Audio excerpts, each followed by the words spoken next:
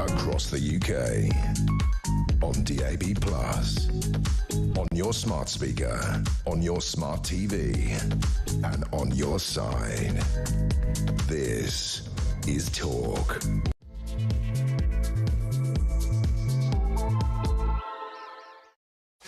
There you are again. Good evening and welcome to the Political Asylum right here on Talk. I'm Kevin O'Sullivan and I'll be your host all the way to 10 o'clock. Stand by for 3 thrilling hours of top quality broadcasting, news, views and topical debate. Get on the phone, get on the show and call me on 0344 499 1000. That's 0344 499 1000. It's Thursday, March the 13th. Here's what's coming up. Why are long-suffering taxpayers funding free driving lessons and tests for asylum seekers? Kent County Council has revealed that last year it spent an astonishing £20,143.86 on teaching migrants to drive, even though there was no decision on whether or not they'd be allowed to stay. Kent's council proudly insists that no one gets these bizarre freebies, these on-the-road freebies, until they're granted official refugee status, until they're officially asylum seekers, which is temporary. Either way, exactly why do these people who broke into Britain illegally get anything from us? Shouldn't they pay for their own driving lessons? 0344 499 1000. In other news, two-tier Keir has been slammed for the Southport cover-up, with the government's independent terrorism reviewer declaring that the Prime Minister's near silence on the truth about dancehall killer Axel Rudikabana caused the misinformation that fueled the riots. And Jonathan Hall, KC, effectively dismisses Starmer's contention that being honest about the suspect's clear connection to terrorism would have collapsed his trial as nonsense. 4. As every journalist and lawyer knows, nonsense it most certainly was. Why were Keir and his crew so secretive?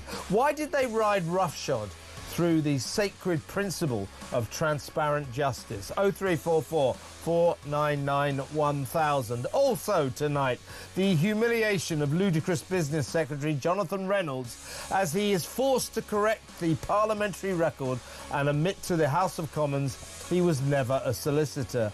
Why did he pretend? Why did he not say sorry?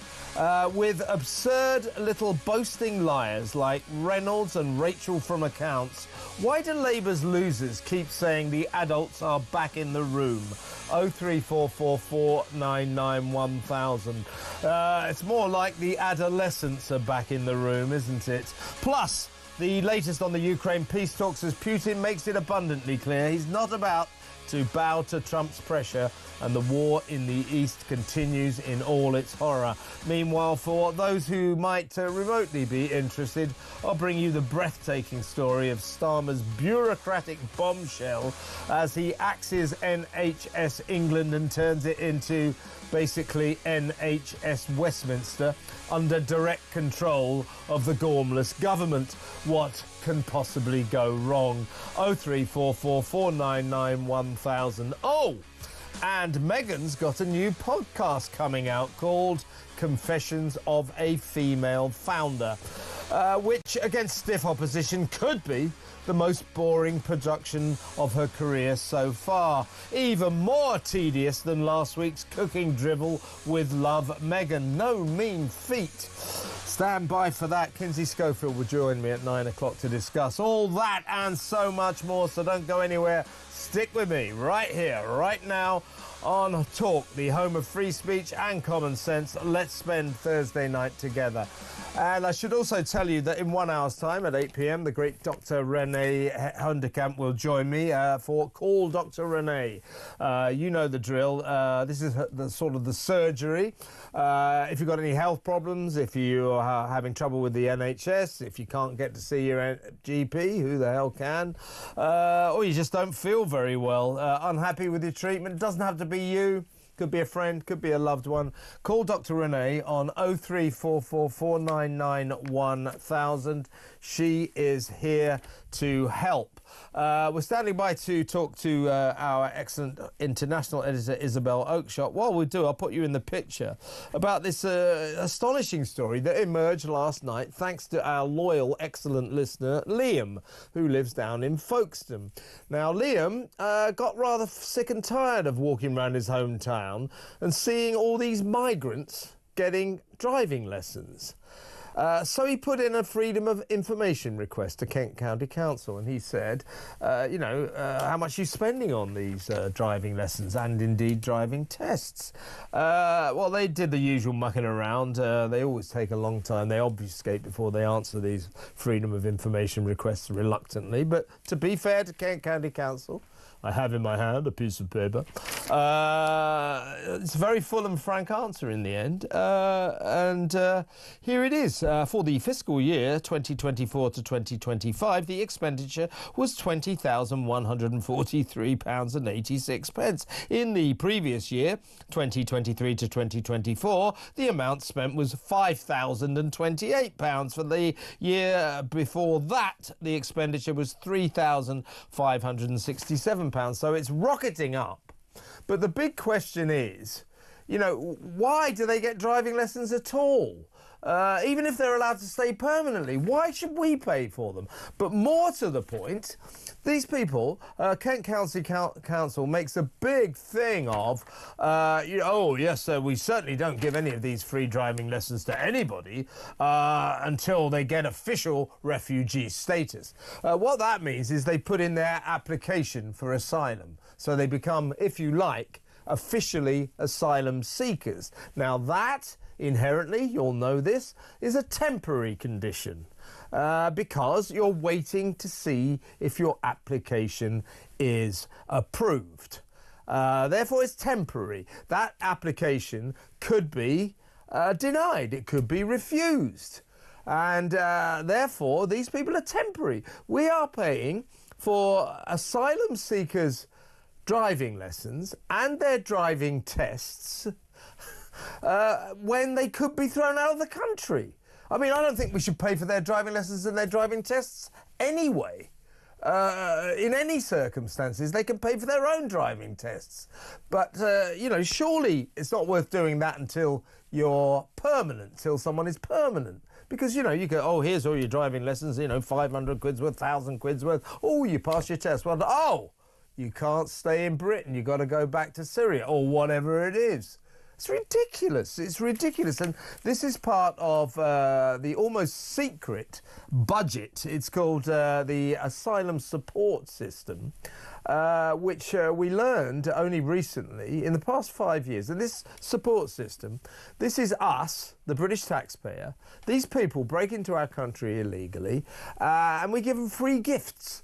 And we give them free trips, free trips to the zoo, free trips around the local football stadium, free driving lessons, free driving tests. We give them loads of presents, basically, free stuff, after they broke into our country. Anyway, that's the budget. Guess how much? In 5 years, that asylum support system, guess how much we've spent on it?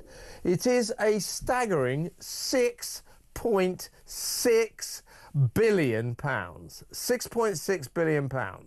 And part of it is driving lessons. There are, for your information, 5,500 migrants, asylum seekers residing in Kent. And Kent County Council busily and handily hands them all this money for their driving lessons. It is beyond me. Please let me know what the hell is going on here? What do you think about this? As Liam pointed out, you can rest assured this is happening in every county all over the country. All over the country. So we're talking about maybe 1 million a year or something like that on free driving lessons, not to mention all the other free stuff that they get. These people break into our country illegally and we give them free presents. So it is beyond me. It is beyond me. And I have waiting on the line someone, I sent her this Freedom of Information response to Kent County Council. As I say, credit to them. It's very honest. and I would suggest for them very embarrassing. We've tried to contact them today. We've gone through the hoops to say, well, why are you doing this? They came back saying, what's the reference number? So I think very disappointing to them. We gave them the reference number. Since then, they've disappeared. But if you're listening, Kent County Council, we really would like to know why you are taking your long-suffering residents' council tax money and effectively giving it to people who broke into our country illegally for their free driving lessons. Because I had another contact from some poor lady who lives in Kent. She pointed out after learning this from Liam last night that her council tax bill this year is over £4,000. So how thrilled she must be, and how thrilled you all must be who live in Kent, that so much of your council tax is going on free driving lessons for people who broke into the country illegally, who don't even know if they can stay here permanently. The madness of this is off the scale. A warm welcome to our international editor, Isabel Oakeshott. Hi, Isabel. Well, you know the details. Your thoughts? Well, my thoughts are, first of all, obviously, this is an absolute scandal. I can't fathom any excuse whatsoever for the taxpayer funding driving lessons, either for asylum seekers or those with confirmed refugee status. Why the hell should we be paying for this? Ordinary people, have to fork out a great deal of money for driving lessons. They're one of the most expensive things you can buy as a young person. Most young people want to learn to drive, and it is phenomenally expensive. And I just don't understand why we should be creating a special category for people who've come here under these circumstances. And Kev, I can reveal something else, because I've got my own freedom of information answer here, which strongly suggests that this is the tip of the iceberg that you have uncovered, because this one is from the DWP. And they were asked by one of our listeners, Department of Tony Work Tucker. and Pensions, yeah. Yes, the Department for Work and Pensions. They were asked by one of our loyal listeners, Tony Tucker, who's brilliant at putting in freedom of information requests, whether they could give us some overall information about the total amount spent on driving lessons. And basically, they confirmed that, and I quote, "Those with refugee status may be eligible to receive funding for driving lessons from the Department for Work and Pensions," but they wouldn't reveal how much money overall is spent because they claimed, get this, it would cost them too much to get the information. You couldn't make this up, could you? But I think if we were to, and perhaps we'll do this at Talk, and perhaps with the help of some of our listeners, if we were to actually put in a bunch of these requests to councils, we would find that there is an absolute scandal going on here. And many charities are also paying for driving lessons through different allocations. Some of them are getting funding from local authorities. So it's a kind of hidden taxpayers. Yeah, well, that's what we've got here. I mean, what Kent County Council say, that here it is in black and white, we can confirm that only refugees who have been granted asylum status are eligible for the funding. That is, these free driving lessons and free driving tests. Now, you're exactly right. I absolutely agree with you. I don't know why we should pay for these migrants' driving lessons in any circumstances, even after their asylum status has been confirmed, and even after they've been granted asylum. Normal people, we have to pay for our own driving lessons, and so why don't they? But the fact that we're paying, or the poor people of Kent at least, and probably all over the country, we're paying for driving lessons and driving tests for people who could be kicked out of the country, maybe in a month, maybe in a week. I mean, that's just money straight down the drain. It is absolutely insane. Well, Kent County Council also are one of the local authorities in the UK that is most hammered by the illegal immigration crisis because of their geographic location. So they get an absolute tidal wave of these channel migrants, and they have to find places for them to be accommodated. I have actually done some reporting on this down there. And, you know, they wail and gnash their teeth, as well they might, about the burden that this creates for on their budgets. But one loses a bit of sympathy, really, doesn't one, when you discover that they're doing this kind of totally discretionary extra. I mean, driving lessons are really bloody expensive. Let me repeat, as one who's got kids that are kind of approaching the age they want to drive. This is a big budget thing. And I would love to hear what justification there could possibly be for this being provided free, along with everything else that's been provided free. We have lost our minds. Well, as I was saying just before you came on air, Isabel, this is all part of something called the Asylum Support Scheme, which at the weekend it was revealed. And now this is where these people, as I was stressing just before you came on, that these people break into our country illegally. You know, we know the part of the rest of the story, which is, of course, oh, you just broke into our country illegally. Here's a 4-star hotel. Here's £45 a week. Here's free food for the foreseeable future. Here's your free doctors. Here's your free dentists. And most importantly of all, here's your free lawyers to fight your case to stay in this country that you just broke into illegally. So that is all, again, off the scale insane. But then, just below this, almost hidden, is something called the Asylum Support Scheme. And this is the scheme by which these people who broke into our country, we give them things like trips to the zoo, free trips around the local football stadium, trips to the cricket. These driving lessons is part of this scheme. Do you know how much we spent on that? How the Asylum Support Scheme, how much that has cost British taxpayers in 5 years? It is eye-watering. It is £6.6 billion. Something has to be done about this country. It is going stark staring mad. We've got to look at the people who are authorising these decisions. I mean, Keir Starmer today gave a sweeping speech in which he paid tribute to what he called our fantastic civil servants.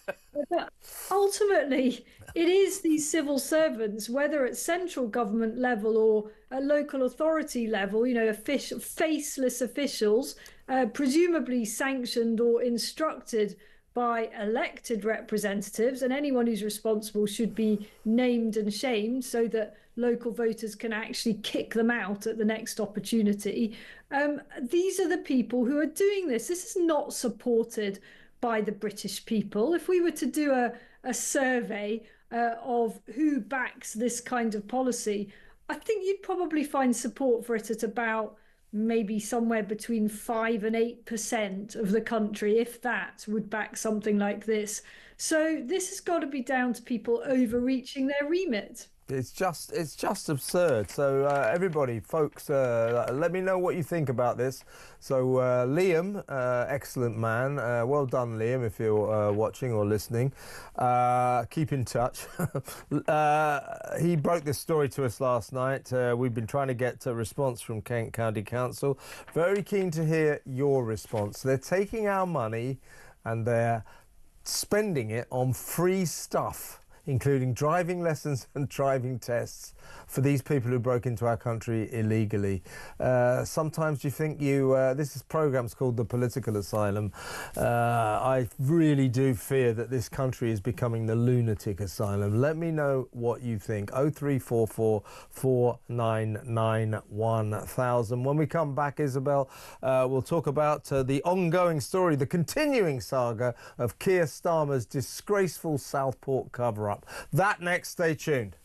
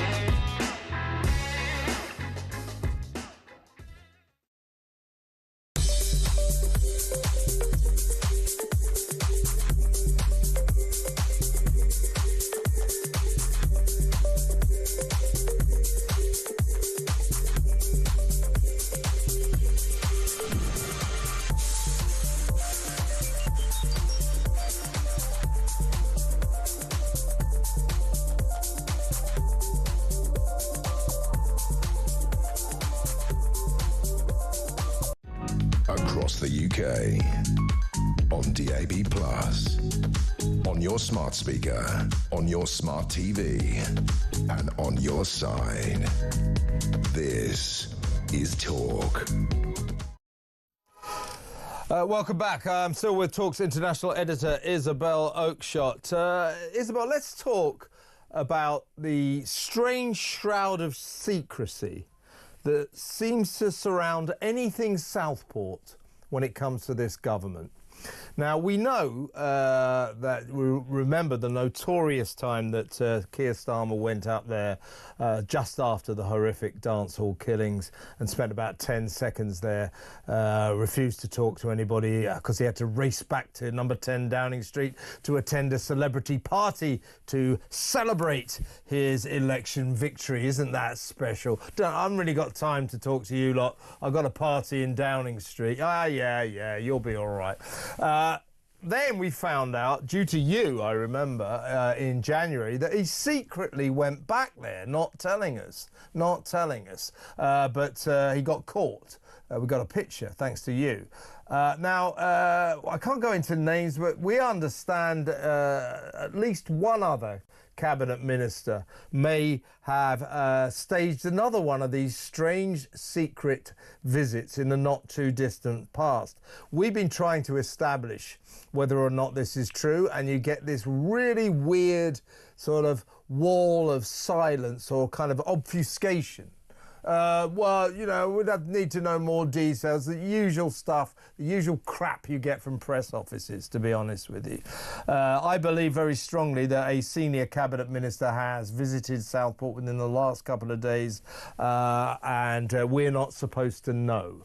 Now, this follows today more news on Keir Starmer's silence after the actual event.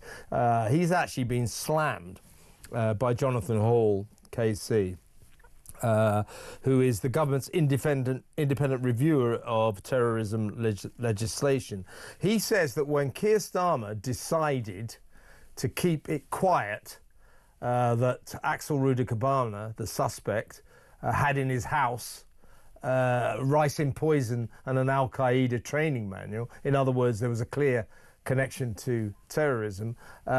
He created a vacuum into which misinformation poured and therefore holds some responsibility for causing the actual riots. Starmer went on to say, actually, no, had I have revealed that, his trial could have collapsed. Now, you know this, Isabel. Every journalist and every lawyer knows that that is a pile of crap. It is not true. So what is this thing about Southport that this government has got? Why are they so secretive about it? It's really very curious, isn't it? So I received a tip-off today that a very senior cabinet minister was back in Southport, and I just don't want to put a foot wrong here, Kev. Is there a reason we're not saying who it is? Because the Home Office and other departments that we've approached tonight, as you say, have been talking in some riddles, but as an experienced political journalist, I can say that those riddles add up to what's known as a non-denial. In other words, we are correct about this. Is there a reason that we're not naming this person? I don't see why I should stop you. Say you've made the inquiry, so you fire away. You tell me who is in the frame here. So, as I understand it, this was Yvette Cooper, the Home Secretary, and we have spoken to the Home Office about it, and we've had various different kind of obfuscations and, you know, befuddled answers. It's exactly, by the way, what I got when Keir Starmer made his secret visit or attempted secret visit a few weeks ago. So I don't want to go too hard on this because I don't have a picture on this occasion, but it doesn't look very like Yvette Cooper, the Home Secretary, was in Southport today at the same school that Keir Starmer went to a few weeks ago, where he met with the relatives of some of the Southport victims. So this looks like a replay. And I imagine, and I'm just speculating here, that this was probably on the back of the interventions by the Jonathan Hall, really to try to smooth things over with the families who may be feeling a little bit bewildered, frankly, about all the different narratives that are going on here. Was it terrorism? Wasn't it terrorism? Do we need to change the law? Don't we need to change the law? End of the day, their little girls are still dead at the hands of this monster. Yeah, and I think that, you know, when Keir Starmer, when you revealed that he went up there in January, our confusion was, why are you saying so? Why did you try and keep this visit a secret? I think I know. And by the way, we've got firm confirmation that the Home Office neither confirms nor denies that Yvette Cooper was in Southport today. So she was. That basically means she was. Well, you know what? That we can neither confirm nor deny, essentially in press office talk, means we confirm. Yes, I mean, look, people hate these stupid riddles. You know, she's been and gone. There's not a security risk here. And, you know, journalists will just find you out, government, if you do things like this. So how about you stop treating us all like idiots and just kind of speak in normal language and say, yeah, she was there and here's what she was doing. She's not a private citizen. She's our elected representative. And I don't think this secrecy is in any way warranted. And I just feel the whole way that Southport has been handled, the political side of it, has been a disaster from start to finish. This confirmation from the highest level that Sir Keir Starmer's secrecy over it may actually have backfired and jeopardised the trial. Well, people are serving prison sentences as we speak for far lesser crimes than that in relation to Southport. Yeah, and that's why I think every time when Keir goes, or Yvette Cooper goes, they put a veil of secrecy over it, because Southport is an incredibly embarrassing issue for them. They screwed it up in spades in the summer, and everybody knows it. The Prime Minister screwed it up in spades. He lied to the public when those rioters, when those protesters, and I always want to stress, you know, we don't condone the rioters, the damages, the firelighters. That's outrageous. But a lot of the people who were out on the streets there weren't rioters, they were protesters. They were demonstrating because they thought there was a connection to terrorism in that awful event that happened in the community centre in Southport. They thought there was a connection to terrorism, and Keir Starmer strutted around, far right thugs, no protest, blah, blah. He knew there was a connection to terrorism, and Jonathan Hall, among many others, makes it very, very clear that with that, what Jonathan Hall called near silence, the Prime Minister created a vacuum into which the misinformation that fueled the riots poured. It's his fault, and there's a sacred principle in this country. It's called transparent justice. Justice must not only be done, it must be seen to be done, and at every stage, from the moment of arrest to the charging, to the court appearance, to the verdict, to the sentence. We have the right to know, and Keir Starmer slammed the door on that. That's un-British, undemocratic, and that's why he keeps it a secret every time he goes anywhere near Southport. You say Southport to Keir Starmer and he will shrivel and shrink, I guarantee you, because he ballsed it up. That's what this is about.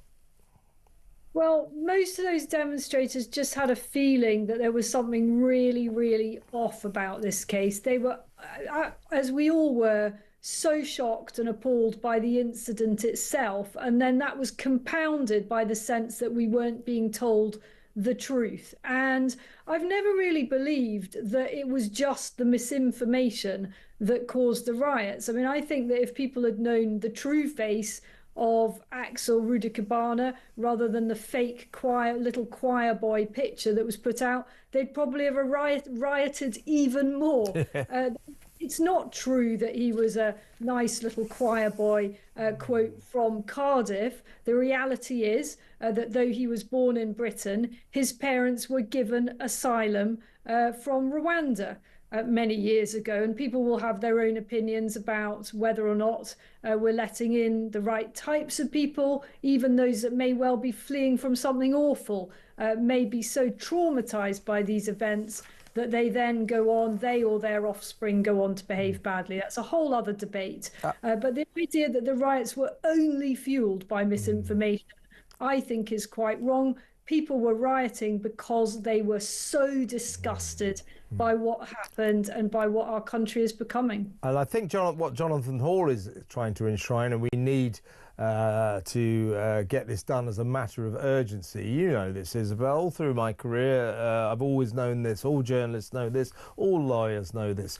Until someone is charged, there's no court case. So Keir Starmer, it would have collapsed the trial. What trial? He wasn't charged. What Starmer essentially is saying is, if I, for example, I stab two people and one of them gets killed and the other one, survives, that what Starmer would do, by extension, he would keep quiet about the one that survived because it might prejudice my trial in terms of the one I killed. That is a legal nonsense, and he's a lawyer and he damn well knows it. He damn well knows it. He lied to the people. He bears a great responsibility for those riots, certainly for making them worse than they actually were. And the reason he tried to keep a lid on it, because he feared that if he told us the truth, that there was a connection to terrorism, because there was, never mind about legal definitions of terrorism. I say if you've got an Al-Qaeda manual in your cupboard and you've got enough rice in to kill thousands of people, there's a sort of terrorism aura about the situation. Starmer feared that if he admitted the truth, which he should have done, that it would have inflamed the riots. So he rode roughshod through our legal system and he lied to the people because he was scared that the riots might spin out of control. Simple as that, and he shouldn't have done that, and now he knows it, and now the very word Southport makes him recoil in horror. So there you are. Let's go to break now, and next up we're going to talk about another member of the cabinet, the ludicrous business secretary Jonathan Reynolds. That next. Stay tuned.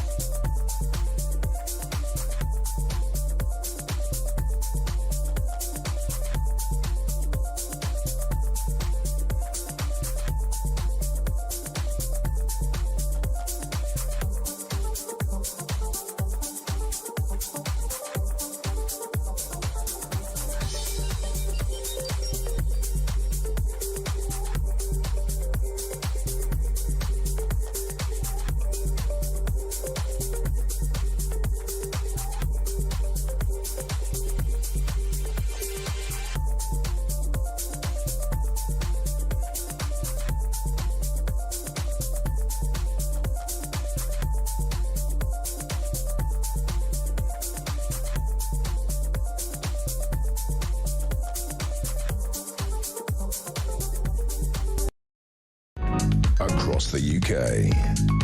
On DAB+, on your smart speaker, on your smart TV, and on your side.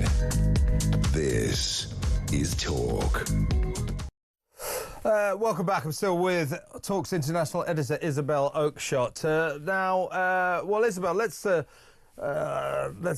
tell the story, shall we? Do you remember this? This was the moment when Jonathan Reynolds, now the business secretary, this was before, I think this is when he was in opposition as a Labour backbencher, during the days when he didn't have a beard, but he did have hair. So it's sort of swapped round now. He doesn't have any hair, but he does have a beard. This is him pretending to be a solicitor to the House of Commons. Check it out.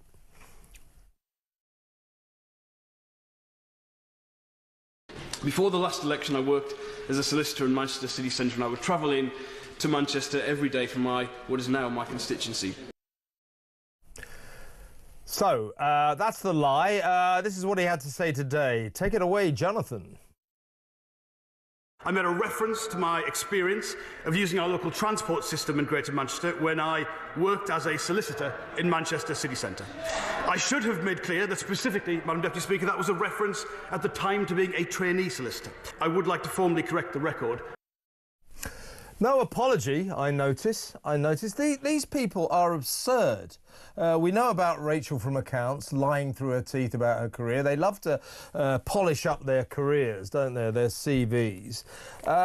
We have a cabinet full of mediocrities, and they're lying mediocrities. Before we talk about Mr. Reynolds, I'm probably being a bit unkind, but I just thought, you know, Labour, you know, when they said, the adults are back in the room, the adults are back in the room. As I said, more like the adolescents are back in the room. This is Rachel from Accounts and Angela Rayner and the gang having a little bit of a bash at 10 Downing Street, hosted by Keir Starmer. Have a look at this.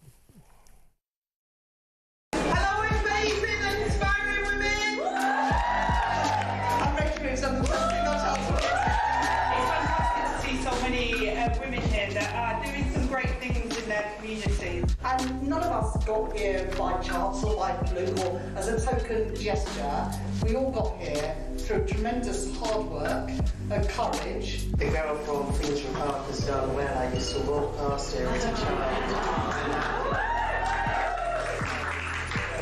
Good. This isn't some great privilege being extended to you to be in this room with us tonight. Actually, it's your right. This is the place that you should be. So today we honour the women that came before us, stand alongside the women in this country in the fight for equality, and together create a better future for our daughters for generations to come.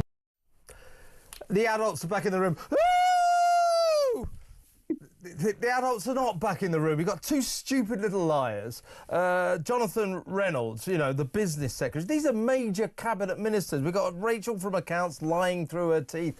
But, I mean, to be serious about this, and then that ludicrous spectacle, like a bunch of teenage high school cheerleaders. Oh, women, yeah, great! It's like, grow up. I think we have a problem with these people. This cabinet is just atrocious. The standard of these people is so low, which may explain why the country is in quite so much trouble right now. Well, I have to say, I found those speeches really cringy. I mean, really, equality has gone way beyond the point where we need to be having speeches like that. Yay, look at us. Haven't we, the girls, done good? Give me strength. This is stuff that people might have said 20 years ago. I think we're beyond it. But I think the kind of more serious point is the lack of business experience at the top of government. You know, it's no good getting into these roles where you're essentially presiding over multi-squillion pound budgets. I'm setting aside Rachel Reeves because that's obviously very clearly her job. But every department involves huge budgeting decisions. And I mean, basically no one on the front bench has had a successful business. So how do they know how to run anything? It's no good just to have worked your way up through local councils and, you know, done these sort of union official jobs. That's not a high level responsibility. And I think it really shows. We're seeing it in the sorry state of our country, put simply. Yes, and Jonathan Reynolds, you know, he's the guy right now. I mean, do you remember I told you that the reason he became an MP, so the reason he stopped being a trainee solicitor is because he kind of worked out, or he deduced that being a solicitor might be a bit too much like hard work. So he switched into politics and became an MP for the stated reason that it gave him a better work-life balance. I mean, now he's the business secretary. I mean, does he get a good business work-life balance there? I mean, this is just ridiculous. You don't get to have a work-life balance if you're a member of parliament. I should know, my partner's one, and we don't see a great deal of each other. You know, if you do the job properly, you've got multiple levels to it. You've got to be a good constituency MP, and for many of them, that means going back and forth to somewhere that's a very, very long way from London. So you've got to do that, and you've got to be present at a bunch of things that are frankly not very glamorous, but they're really important to people, and they're doing good things. So whether that is, you know, the village fete, or going to see your local hospice, or going around schools, that's the job of an MP. And then they do their swanning around thing in Parliament. But there's serious edge to that too, you know, contributing to debates, asking questions. The list goes on and on and on. It doesn't honestly leave a lot of time for work-life balance. That's not what you sign up for. And don't forget that Mr. Reynolds, who clearly has absolutely no experience of business whatsoever, he was a trainee solicitor once, mind. He is currently trying to get us this wider trade deal with America. Which apparently is the reason that we're not responding to Donald Trump's 25% tariffs on British steel and British aluminium. Meanwhile, I mean, I just think about that. Well, we'll talk about Trump in a minute, but, you know, I'm a big fan of Trump, but I think countries have to stand up for themselves. If America slaps a big tariff on you, you slap one back. We don't do that. Oh, no, we're keeping a cool head. We're trying to get a wider trade deal. Give me a break. Do me a favour. Honestly, we are in the hands of children, gullible children. We really are. Well, next up, Isabel, we better visit Planet Trump and the latest on the Ukraine situation and the tariff wars to which I just alluded. So that next.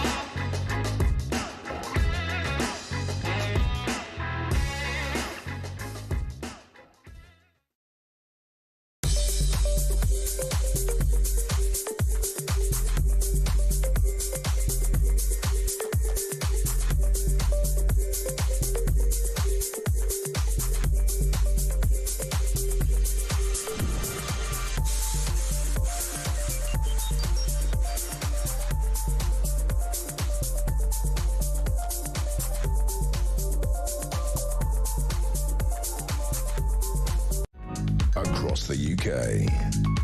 On DAB+, on your smart speaker, on your smart TV, and on your side. This is Talk. Welcome back. I'm still with Isabel Oakeshott, Talk's excellent international editor. Right, we need to talk about Trump. We've only got 10 minutes. I don't know how we'll fit it all in.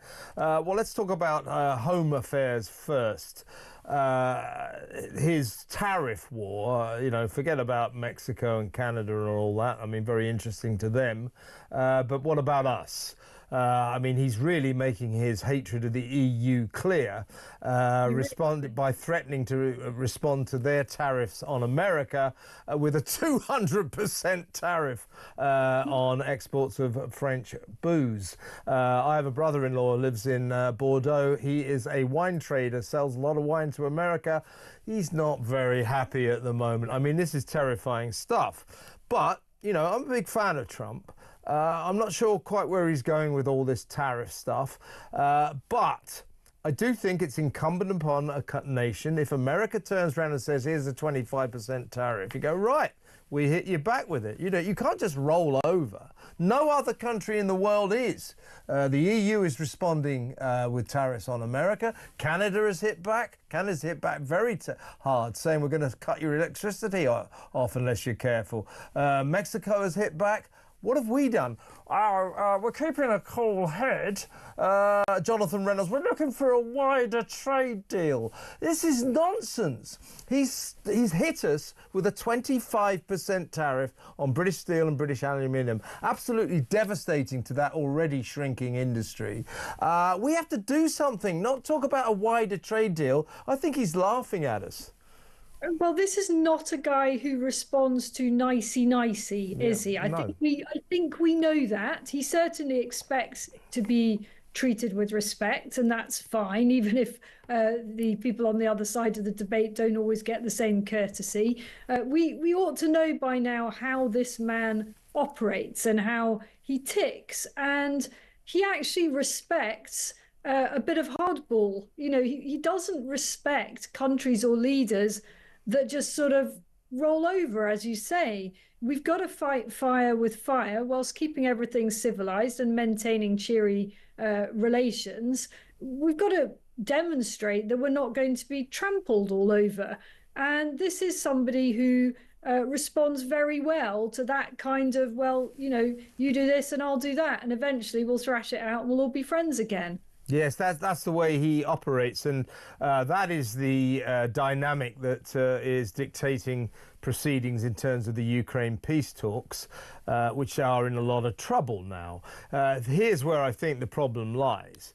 Zelensky and Ukraine have basically bowed to all of Trump's demands. And I'm pleased about this. I like the fact that Trump is seeking peace aggressively. I want that war to end. Who wants hundreds of thousands of young men to die in those frozen fields in the east? Just horrific. So it's good that he's doing this, but I think the problem we've encountered now is, okay, if you like, Trump and Vance and the gang, Rubio and all the gang, they've sorted out Ukraine. Zelensky's basically said, whatever you want, I'll do it. Yes, 30-day ceasefire, no conditions, no questions asked, fine. So Ukraine's sorted.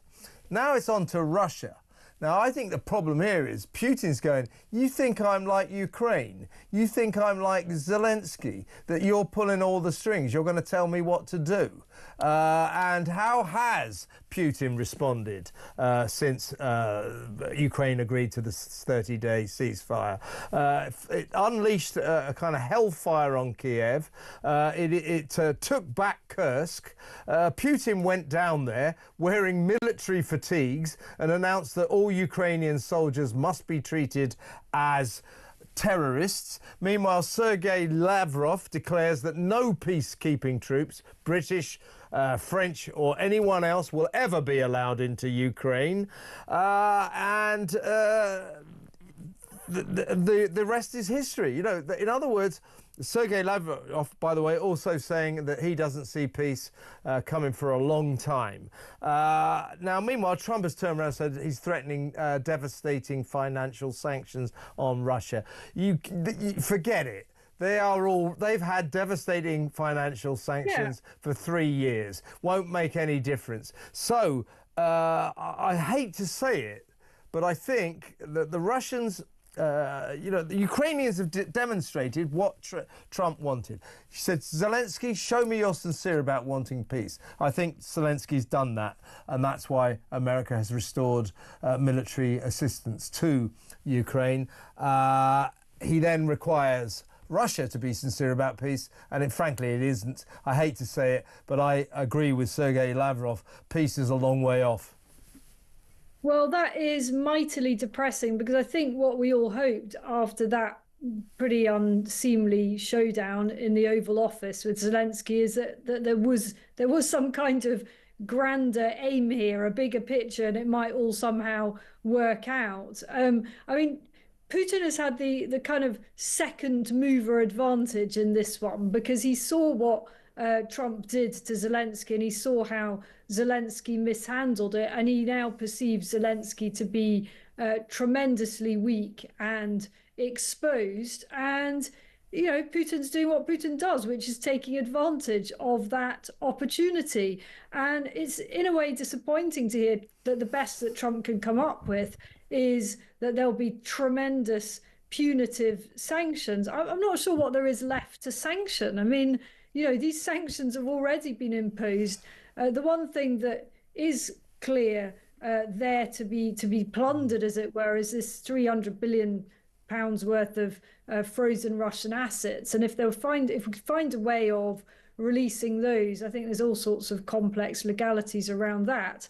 That would have a lot of oligarchs squealing. But beyond that, I'm not really sure what Trump can do economically that can make Russia more vulnerable than it already is. I mean, Russia's still got plenty of customers.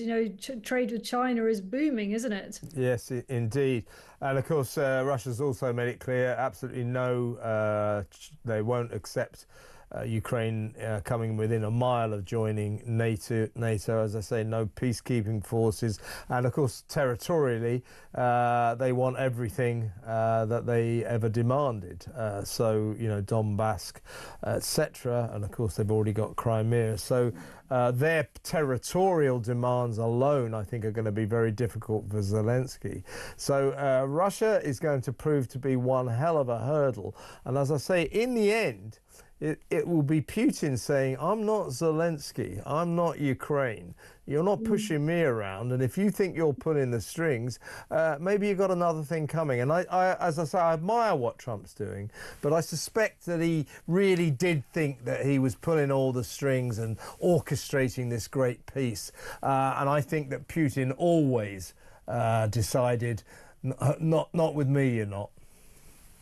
I think that's absolutely right. I mean, he's basically said it. He said, I'm up for peace, but only on my terms. Well, I mean, that's what a war is, isn't it? I get what I want by killing people and screwing your country and flattening everything, and then I'll say it's peace because I've got what I wanted. And that famous Ronald Reagan phrase. Ronald Reagan actually came up with so many great statements. He said, "Peace is easy. All you got to do is surrender." Which is sort of Ukraine's predicament, I think. Yeah, that's right. And no chance does Putin want any headlines saying that he's surrendered. So, I mean, there may be an awful lot of showmanship going on in coming days and maybe even in coming weeks. And perhaps there is still a resolution sooner than later. But let's see what further cards the president of the USA has left to play. Yeah, and to try to end on a more optimistic note, the American delegation is on its way to Moscow next week, and perhaps they can thrash something out. You never know. I mean, where we're in the dark is what really is in Trump's mind and what really is in Putin's mind. Perhaps, maybe, hopefully, peace is on the way, but I think we should not bet the farm on that. I think the situation is a little bit worse than it was a few days ago.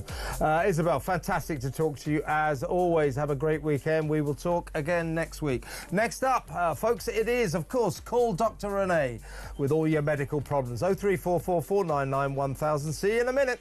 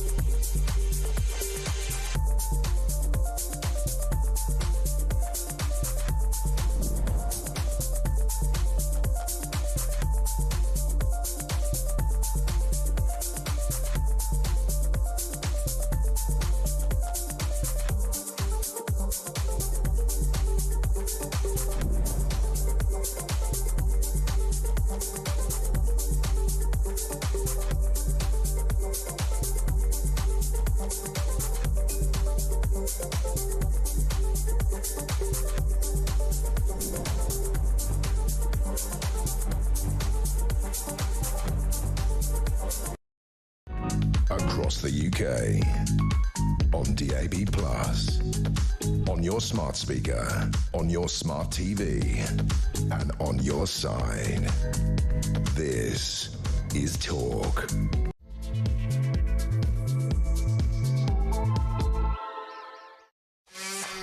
Welcome back. Well, she's in the studio. Welcome, Doctor. It's Dr. Renee Hunderkamp. We're going to do Call Dr. Renee in just a little while. You know the drill. If you're not feeling very well, you've got health issues, you can't get hold of your GP, no one can. Perhaps, you're unhappy with your treatment. As I say, you just don't feel very well. It doesn't have to be you. It could be a friend, a loved one. Call Dr. Renee, 0344 499 1000. She is here to help. Kind of the surgery's open, but we won't get there for a while because there's quite a few stories that are right up Renee's street, it's got medical type stories. Well, first of all, we need to talk about Kevin. Yeah, we need to talk about Kevin. Everybody needs to talk about Kevin. Yeah, we've got some real problems with Kevin, I'll tell you. No, seriously, we need to talk about Keir Starmer's bureaucratic bombshell today, where he announced he's axing NHS England and bringing it under the auspices of the government, the health department. In other words, in effect, NHS England will become NHS Westminster. So if you pushed me, who could run the NHS England worse than NHS England? I know, the government. But it's just a bureaucratic shifting of the chairs. Look, we'll see. It most likely will be. If they do this, Kevin, if they get rid of all these people, it would be 9,000. It would be fantastic. No word yet on whether they're actually getting dismissed. Right. So apparently lots of them will be moved into other jobs at the Department of Health and Social Care. So if they do that, because if we got rid of them, if they were laid off, there'd be a chance we could save some money, and we don't want that with the NHS, do we? I mean, this is what they need to do across the NHS. They need to get rid of all of this duplication, and there is so much of it. So I have to give credit where credit's due. If they do it, it's fantastic. Absolutely fantastic. And I do know people who were warned earlier on this week that it was going to happen. They had meetings with their heads in the NHS England and were told that 75% of them will lose their jobs. That is the pudding, and we need to see if it really happens. So you've got. This is about bringing the NHS under government control. Into the Department of Health and... Yeah, but so what about NHS Wales? That's useless. I mean, that's worse than NHS England. Why doesn't he bring that under Westminster control? Because that needs sorting out. It's devolved. NHS Scotland? Devolved. Well, that's ridiculous. So all he's done is take the word England off it. Well, he hasn't. That's going to go. There won't be an NHS. Yeah, I know. So that's what he's done. The big story is it was called NHS England. Now it's going to be called the NHS. Wow. So it's going to be run by Wes Streeting. Oh God, even worse. I mean, okay. I mean, the thing I think about Wes Streeting is he's made some decent noises, but hasn't really made any inroads. Perhaps this initiative will help him be a little bit more effective. But as of now, up until now, he's been like every other health secretary. Lots of, I will reform root and branch, top to bottom, the NHS. I will fix the broken NHS, and then they don't. Yeah, and I think that's what we're going to see further. They're saying it's going to take 2 years to close it down and pass over responsibility, which I don't understand, because if they're actually just doing duplicate jobs, you've already got somebody to do it because they're already doing it. I mean, look, I think it's bold. It won't work. I think it's bold of Labour, and today you could almost think that Labour was really a Tory party, couldn't you? Well, yeah, they're acting like they're sort of acting like a Tory party right now, but Tory party, I think, generally speaking, is more left-wing than Labour. At least it was when it was in government. That was half the problem. Let's move on. I know this annoyed you very much. It was the fact that St John's ambulance operatives are being told to refer to what are commonly known as women, persons with breasts. This didn't just annoy me, Kevin. This actually made me incandescent with rage. Every time we think that some of this rubbish is actually ending. It isn't ending. St John Ambulance is something that was once dear to my heart. I spent all of my childhood and teenage years in the St John Ambulance. It's where I got my love of medicine. I had a uniform. I was a sergeant. Oh, yeah. I used to spend my weekends at West Ham Football Ground on duty, the Tower of London, Wanstead Flats, and I loved it. Yeah. And now we've got it's this... good to get in the football matches free, isn't it? Absolutely. Yeah. And now we've got this lunacy where people are being told how to do CPR on people with breasts. People with breasts. They're not being told how to do CPR on people with penises, just people with breasts.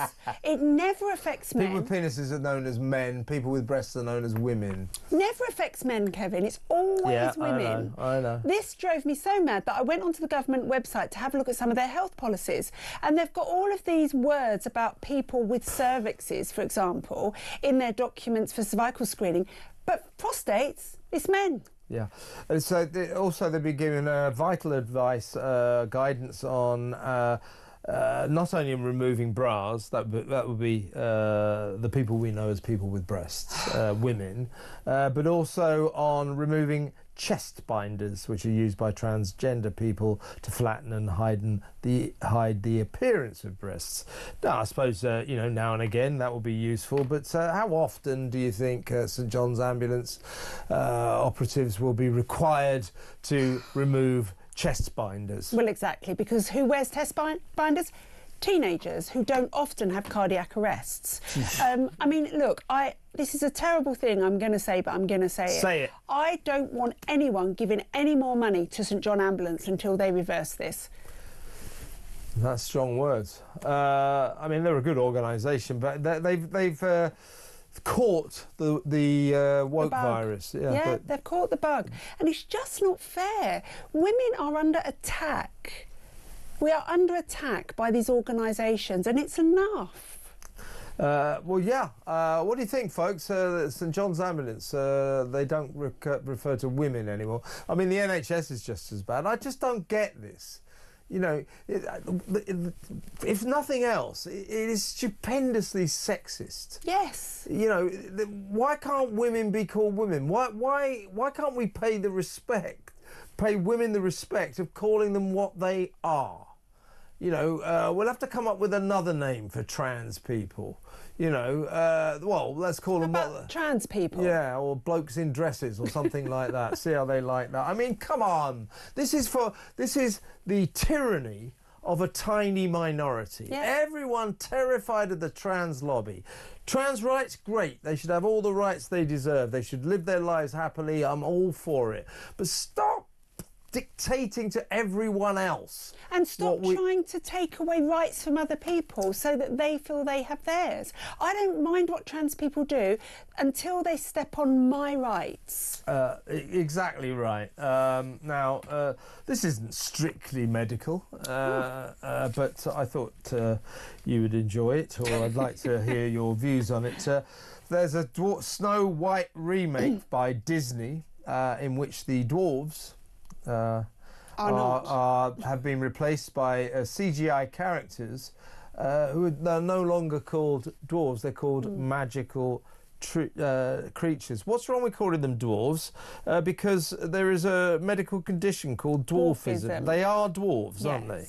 And also the thing here is that they've changed the title of one of our best known tales from the past, so it's no longer Snow White and the Seven Dwarfs, it's just Snow White. So it sounds like she's lording it up on her own. Yeah. And there were some very good points made by people with dwarfism who are actors. The roles for them are very limited. Of course they are. And so now they're saying the few roles that there were in a major blockbuster film have been taken away by wokeism. So once again, wokeism is treading on other people's rights and opportunity to do things. Yeah. And every Christmas, you get the annual festive fury of the dwarf thespian community. The pantomimes were their big time of the year. Yeah. And now all these theatres trying to be politically correct, worried about a woke backlash, they don't hire them anymore. It's weird. I mean, I've just been to the news. And the dwarves are going, hang on, this is our living. We don't mind being dwarves. Why do you mind us being dwarves? That's about it, isn't it? This is it, isn't it? It's this, you know, we know better. We'll think for you. We need to protect you. You must hate that. I tell you what, we'll take your livelihood away for you. Yeah, it's just Disney, I tell you, honestly. And there's another Snow White film coming out, isn't there, where Snow White is played by an actress of colour, and they're not dwarves, they're fully grown men. I mean, you know where my mind just went. You know, this is really weird because, you know, certain books and certain stories have got white or black characters written into it. And I don't think we have the right to confuse our children by changing the story. But J.K. Rowling, who is a hero of mine, is actually saying that she was going to be true to the story in the TV series that's coming up. And she has cast a black person, or they have, as Snape. See, I mean, that's that colourblind casting thing, you know, that the audience, because it's a great actor, the audience will soon get over that. Now, I think that some people can get over that, but I'm not one of them. I mean, when I look at Bridgerton, well, I've watched Bridgerton for about 3 seconds, and first of all, I find sex scenes very boring anyway. But you know, I go, that's not 17th century England. You know, you do get used to it. I'm pretty certain that Queen Charlotte wasn't black. I'm pretty certain, you know, and so on and so forth. So for me, it's too jarring. I mean, it's up to the producers. But can you imagine if, in a famous black role, we cast a white actor? Can you imagine? It doesn't cut both ways. There's never going to be a white Othello or anything like that, is there? And there was Channel 5 did a series about Anne Boleyn once with a black actress. You know, which is madness. But they're sort of daring you to object, aren't they? Yeah. And you know, as I say, it's up to the producers. I'm not making a big thing of it. If you want to do this colourblind casting, it's up to you.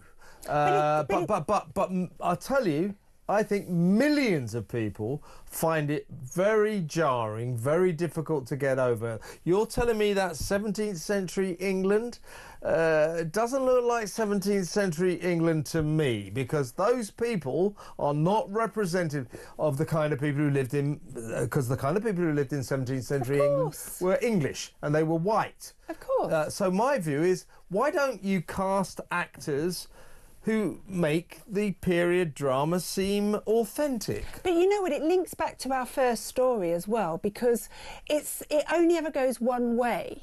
So, you know, just as in the whole trans thing, it's only women that are being affected and erased, this is the same. This is only white people that are being cast in other forms. So you don't get a trans role going to someone straight. You know, it doesn't work that way. It only works against white people. And that goes back to our previous discussion. Men are never referred to as people with penises, whereas women are constantly referred to. There's a variety of choices, aren't there? There's people with breasts, people who menstruate, people who get pregnant, cervix havers, people with cervixes, and so on and so forth. It's sexist because it doesn't cut both ways. And I might suggest, and it's racist. I might suggest that colourblind casting arguably is racist because they don't do it the other way. You know, so there you have it. And by the way, this fabulous production of Snow White, they had to move the. They had to move. It was going to be the premiere was going to be in Leicester Square, and Disney was so worried about a woke backlash from cynical Brits that they moved it to a place called Segovia Castle, which is north of Madrid, where no one will notice. I mean, you know, think about this. This is a Hollywood film studio. Is terrified to release its big Snow White movie, its big movie, because it knows it's been ridiculously woke, and it's terrified that common sense people in Britain will go, "You bunch of tossers." But also, they're now behind the curve in the States, aren't they? Because Trump has thrown all of this on the fire, but this film was already made. So Disney are now thinking, oh God, we've got to release it. What shall we do? There's a big new, it's a smash hit new sitcom in America, and I do believe it's produced by Disney. It stars Tim Allen, the actor, the comedy actor, and he's basically a Trumpite. So he's massively anti-woke. So Disney have overcompensated. They're now trying to crawl up Trump's backside by producing anti-woke productions, and apparently, of course, this sitcom, because the guy goes around saying everything that we probably say when we're in the pub and all that, is a smash hit. Americans are loving it. The money, go woke and you go broke. Stop being woke and you won't go broke. There you go. Easy, easy. When we come back, call Dr. Renee. The surgery will be open. Give her a ring with any of your medical problems. 0344 499 1000. Let's get going.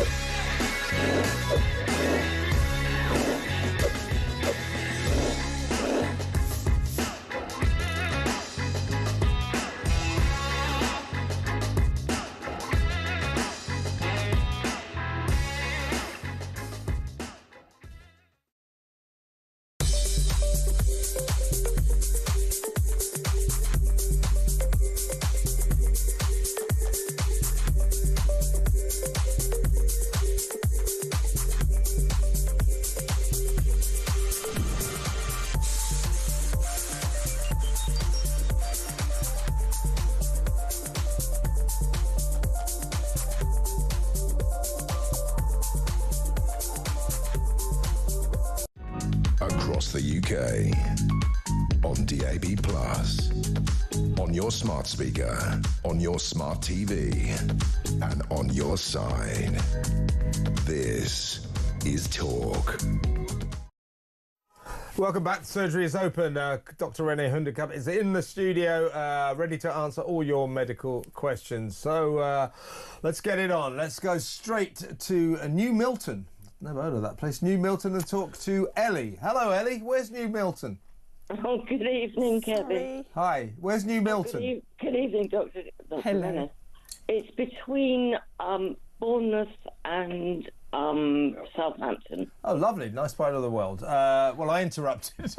That's not the point, is it? Ellie's got a problem with her eyes. So talk to the doctor, Ellie. How can I help?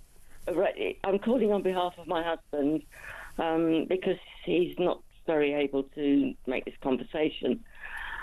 What it is, he's had a droopy eyelid, a lower eyelid, since I think for about 5 months now. Now, I think it's called ectropion. Forgive me if I'm wrong on that. So that's when your eyelid turns outwards. So the the inside of your eye, which shouldn't be exposed to the air, is exposed. And what's it called again? An ectropion. An ectropion. Yeah. Hello, Ellie. Are you still there, Ellie? Yes, I'm listening to you talking to Kevin. No, we're just trying to get I'm trying to get the pronunciation right. Ignore me, Ellie. Talk to the doctor. Ectropion, I think. Yes. Yeah. Okay. So my question, Doctor, is it's been 5 months. I'm concerned about his eyesight and the fact you've just said that if it's turning outwards, it shouldn't be. Yeah. Have they given you a reason for it, a cause? Because there can be different causes. No, none. I mean, he did have a tumour removed from his left eye. That was back in September. But soon after this, his right eye has got this droopiness, and I don't know whether that's been caused by the injections. Well, local injections or not. So it's possibly some nerve damage to the muscles that support the bottom part of the eye. I presume he's having to use drops now in the day. Yes. Yeah. Yes. So the problem is that the eye will overwater to actually try and compensate, so you get a very runny eye. But actually, what you need is drops to keep it well moisturised. Yeah. And what about at night time? Is it okay when he's sleeping, or does he need to tape his eye? No, it's never been suggested that his eye is taped. He's able to close his eye and go to sleep, and in the morning it looks better, and then all of a sudden it starts drooping again. I mean, he probably needs an MRI of his head to have a look at the nerves and everything else that's going on around, because an MRI will look at all of the soft tissues, the muscles, the nerves and everything to see what's going on. So you need a specialist eye department, and that's who should be doing that. Is he under an eye surgeon? Yes, he is under an eye clinic at Bournemouth. And do they have a plan to image his head? No. Why don't you ask them? Right. Mind you, we're getting him into an MRI is going to be another problem. Is it? He's claustrophobic. Oh. Is it painful, Ellie? No, it's not painful. No, it isn't. But it is. How old is he? He's 77. Yeah, so we do see this in older people, unfortunately, and it doesn't look very nice, does it, Ellie? And it actually looks quite sore. Yeah, I can imagine. But it generally is just there, and as long as you use the drops all day, it's okay. Yes, he's very comfortable with it, but of course he doesn't like the way it's looking. Yeah. And neither do I, but he's still good looking. That's lovely. What a lovely thing to say. See if they'll do any imaging of his head, Ellie, if you can get him obviously into there. They do open MRI scanners, but they can be even harder to get hold of. Yes, right. So you can do a little bit of sedation sometimes beforehand. I mean, you're not supposed to, but some people take things like diazepam, which is a very low dose, just to calm things down. Yeah, they give them to people before MRIs. Sometimes, yeah. I mean, I'm quite claustrophobic in an MRI and have pressed the emergency button before, which is a bit embarrassing. Oh, thank you, doctor. But, yeah. There you go. Ellie, is that okay? Yes, of course it is, and thank you both of you very much. And regards to your husband, to your husband, thank you for the call. Take nice care. Call. Ellie in New Milton. Where are we at? Yeah, we've got plenty of time. Now, I remember Paul from Horsham. Do you remember Paul from Horsham? He had a problem with his neck. He's got the results. Paul, welcome back to the show. Remind us exactly, I remember you, but remind us exactly what your problem was. Tingling in your arms? Hi, Kev. A nice show. Dr. Renee, pains and tingling feeling That's it, yeah. My arms, pains in the neck, shoulders, and double sciatica. So you needed to have some imaging of both your neck and your lumbar spine, didn't you? Sorry? You needed to have a scan of both your neck and your lumbar spine. That's correct, and I had problems getting that, but now you've got the result. You've had it. You've got the results. So what's the score, Paul? No, Kev, I haven't got the results. I haven't had it. It says here, I have results. I haven't results, it should say. Sorry. I haven't got results. I went for an MSK at Horsham Hospital, and they will give me 2 scans, one for the neck and one for the spine. Good. At Crawley Hospital. They've got to do an X-ray first because I've got metal in my leg. Because it's magnetic scan. Yeah. Some metal can go in an MRI scanner, some can't. Yeah, it's titanium, but they want to know if it's free floating or bolted. Yeah, you don't want it moving around, Paul. Exactly, yeah. So they've got to do an X-ray first and then do the scans if it's okay. Sounds good. Sounds like you're on the right path. Yeah, so I just thought, thanks very much. We've had speaks, and I just thought I'd give you an update. Yeah, brilliant. Good. That's great. Great to hear, Paul. And I had a thorough medical, and he was brilliant. Why my GP couldn't do that, I don't know. Yeah, everything's good at the moment. I've got approximately 6 weeks for the scan, 8 weeks for the result. Brilliant. Well, good luck. Well, you can always give us a call back when you get the results. Yeah, when you do get the results, for God's sake, call us back and give them. You know, we're on the edge of our seats. Seriously, Paul, do call us back, and thanks for ringing, and all the best, mate. Thank you. Take care, Paul. In Horsham. Well, that's quite a nice story, isn't it? Nice to get a happy story. I tell you, I always should play some. Here's one. Okay, this is Peter in Loud. We're going to go to Billy in Portsmouth in just a little while. This is Pete. He says, "Hello, Dr. Renee. I've had stomach problems for about 5 years now. Had tests done, endoscopy. All that shows up is gastritis. Could it be one of the meds I'm on? Possibly. Oh God, here we go. Clopidogrel. Clopidogrel, yes. I'm on." Tell you what, Pete, can't you be on some drugs with shorter names? Here we go. Lansoprazole, which is to protect your stomach. And finally, sucralfate. Sucralfate. Sucralfate. Okay, I'm not sure. Yeah, good. It's going to be a brand name. Because you're making me feel stupid the way you would pronounce them all right. I'm glad you couldn't get that one. Anyway, what do you think? So, gastritis is a really common problem. See it all of the time. Yeah. So, clopidogrel is something that thins the blood after you've had problems with your heart. So that could potentially irritate your stomach. You've got the lansoprazole, which is to protect your stomach. I don't know about the other one. I'd have to look it up. It might be a brand name. But I'm going to say this. There are some things that you should do if you're getting gastritis. Firstly, you should make sure that your BMI is under 25. Because that pushes up your stomach. Any abdominal fat pushes up your stomach and causes acid to come up. After that, there are foods that you need to avoid. Caffeine, alcohol, these are all the nicest foods in life, by the way. Caffeine, alcohol, chocolate, peppermint, spicy food, tomatoes. There's one more that I just can't think of right now. Is life worth living after all that? Peppermint. Yeah. But sometimes just stopping them for about 3 months to give your stomach time to heal, because gastritis is just an irritation in the stomach. All of those things I've just said are a direct irritant to the stomach. So you just need to give it a breather for a while. Yeah. Because it's not great to be on lansoprazole long term. But...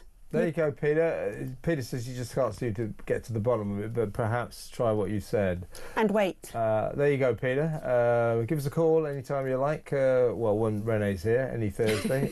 But here's another quick one. Billy in Portsmouth, we'll get to you. We're going to go to a break in just a little while. And we'll get to you straight afterwards. Billy's waiting on the line. Got an important query about his daughter.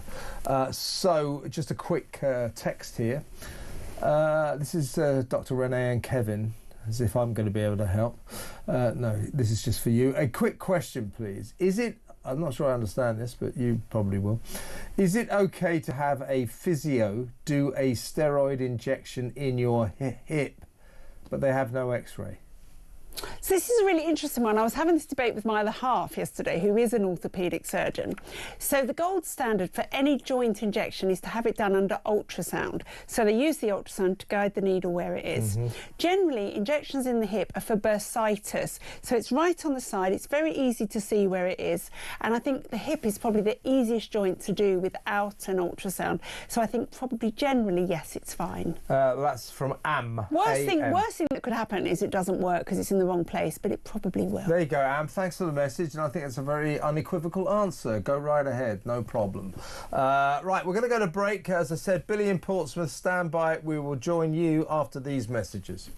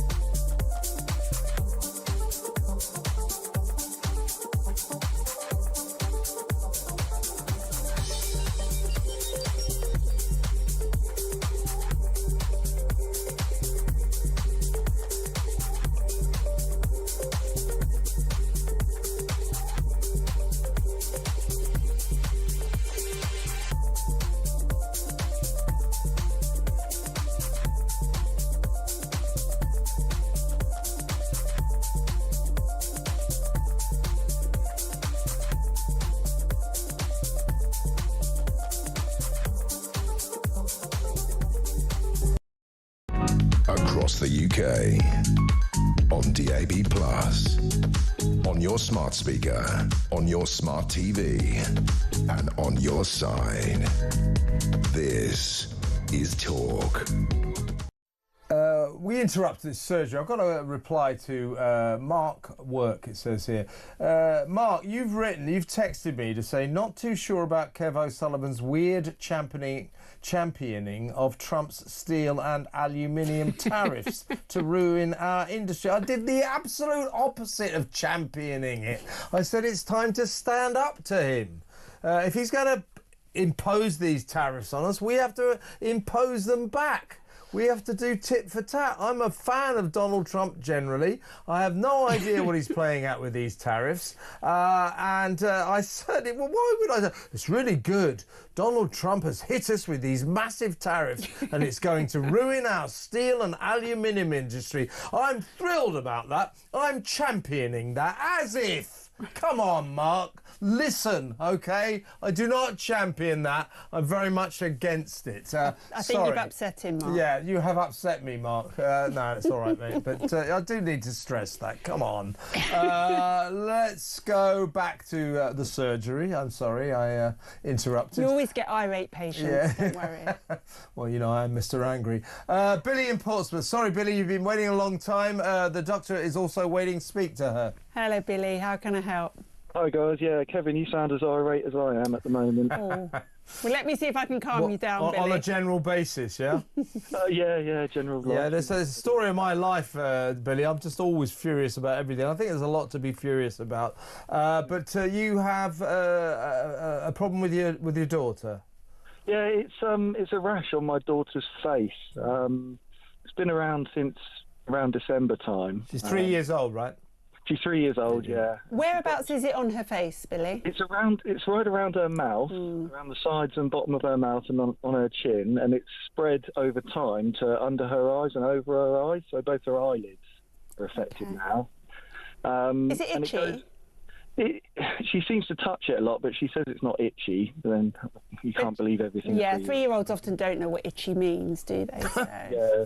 But it goes from sort of various states, from really sort of red and shiny and flary to really dry and crusty.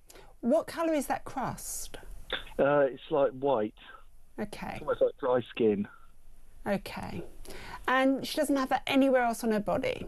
Nowhere else on her body, no. Okay. And what have you tried a steroid cream on it? Yes, that was the first thing the doctors prescribed. See, we all work from the same sheet. Yeah, so that was the first thing we tried. That made it worse. So every time we put it on, it would inflame and actually hurt her, she said. Interesting. So have you tried a fungal cream then? So that was the next thing. That was the next step. Fungal cream did the same, flared it up and made it hurt. We then tried antibiotics.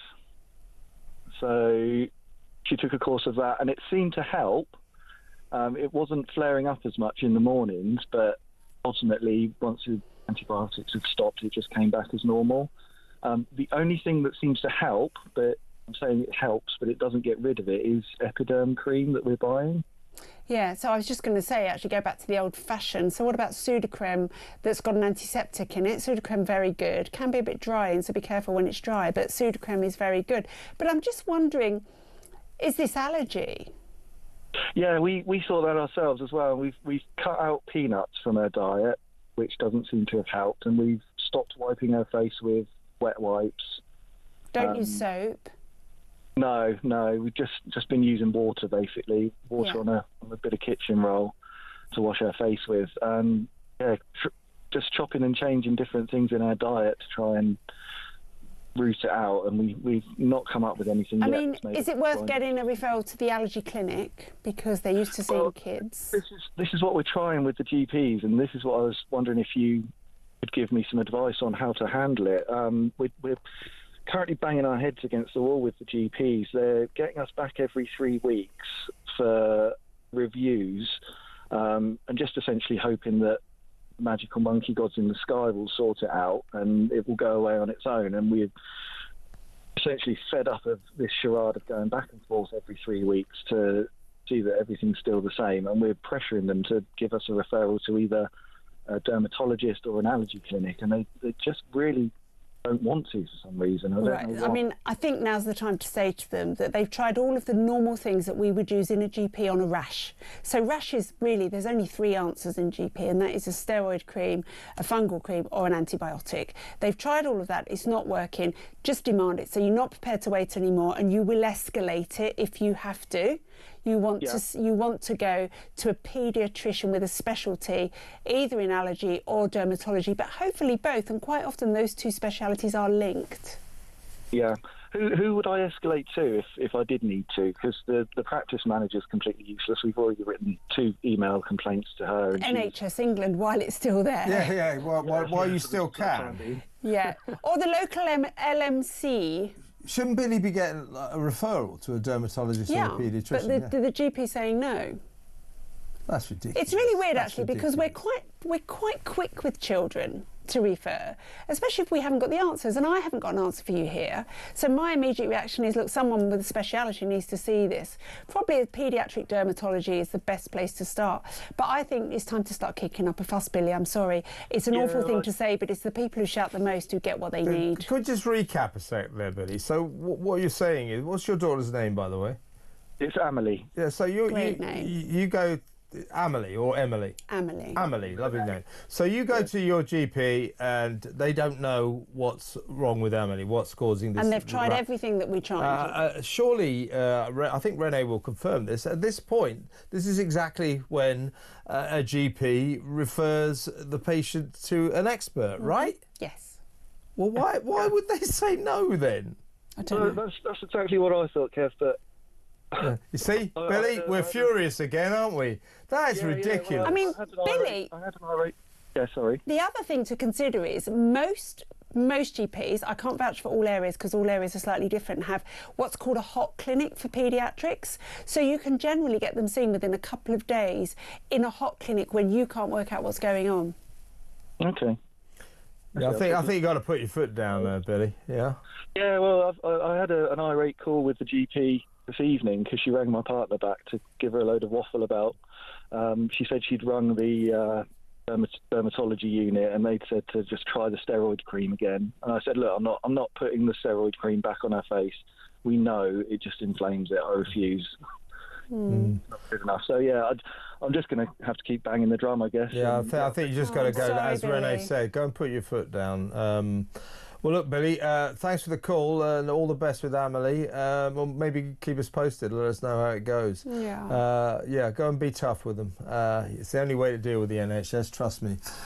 Billy, thanks for the call and our best to Amelie. That's Billy in Portsmouth. That's ridiculous, isn't it? Yeah. You know what? I think sometimes in London we might get spoiled because we have access to many, many more hospitals and clinics. Okay. Maybe down in Portsmouth they've got limited services, so they try and ration it a little bit more. Maybe. But when you're dealing with a 3-year-old and none of the standard procedures are working. Yes, that's the point. Well, you know that. It's the point where you turn to the experts, don't you? Right, let's go to Les in Cheshire. Hello, Les. You got a problem with your sleep? Talk to Dr. Renee. Hello, Les. Yeah, hi, Renee. Hi, Kev. Hi, how are you doing? I'm good. Yeah, I talked to you a couple of months back in relation to sleep apnea. And I went through a few tests just a good few weeks ago now, and they're saying that when I'm asleep, having had this machine on me, etc., that I stop breathing 20 times an hour. Well, that's what sleep apnea is, unfortunately. Yeah.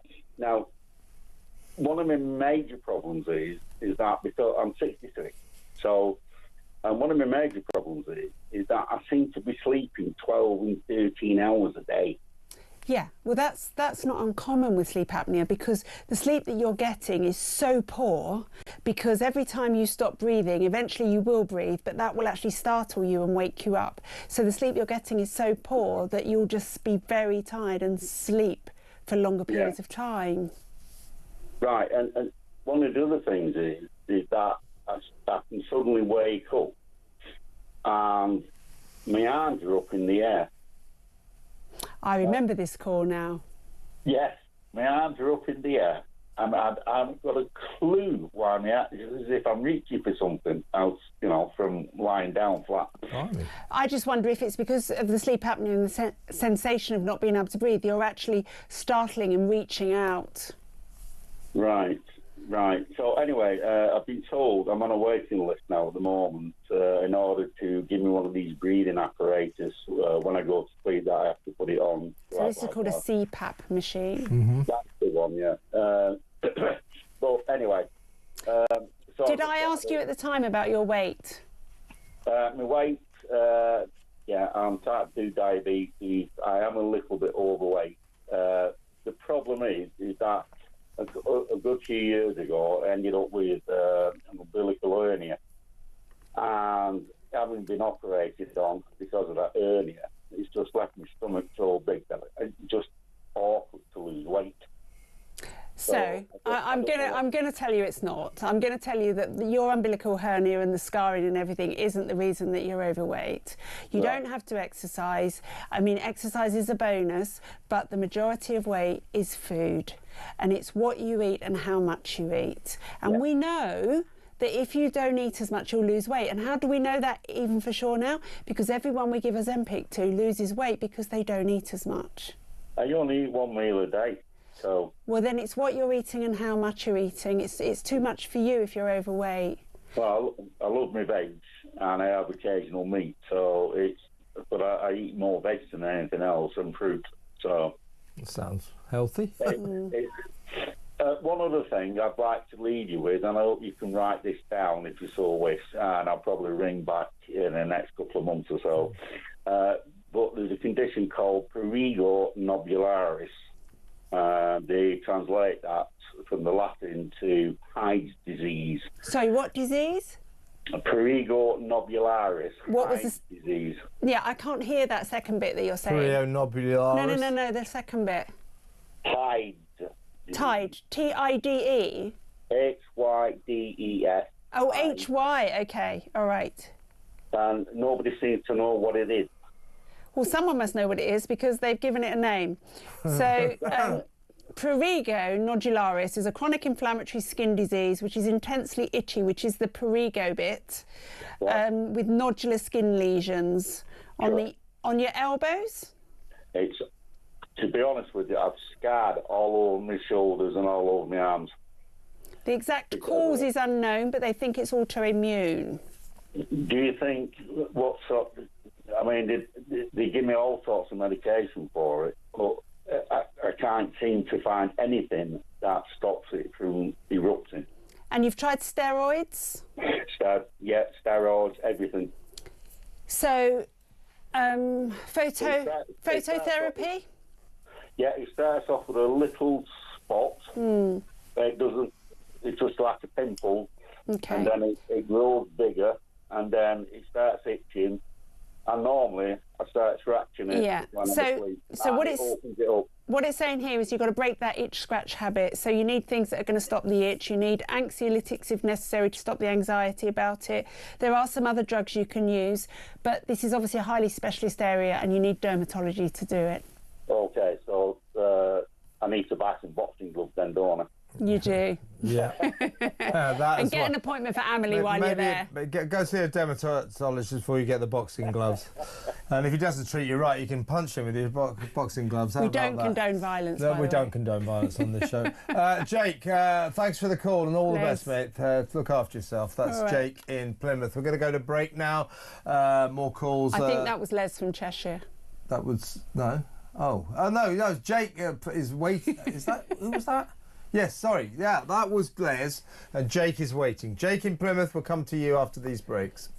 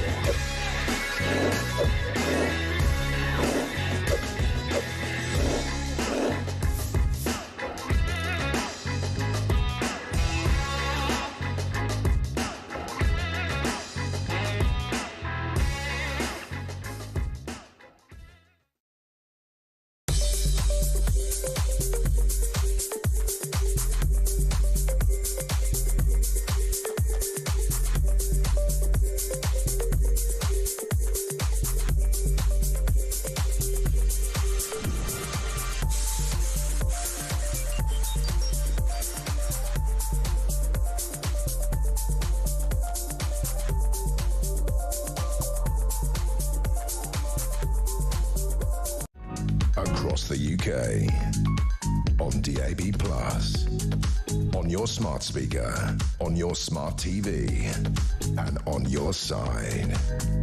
This is Talk.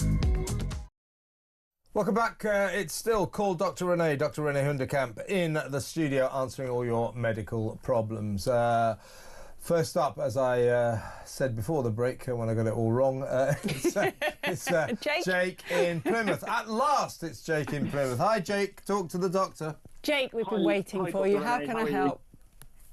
Well, I'm in a bit of a pickle, if I'm honest with you. So I'm with a cardiologist at the moment about various arrhythmias, SVT, AF, atrial flutter, just to name a few. How old are you? I'm 33. You sounded young. That's very young to have all of those going on. That's a bit greedy. I was actually diagnosed at 19. Okay, all right. I collapsed when I was working as a chef. And the next thing I know, I woke up going through resus.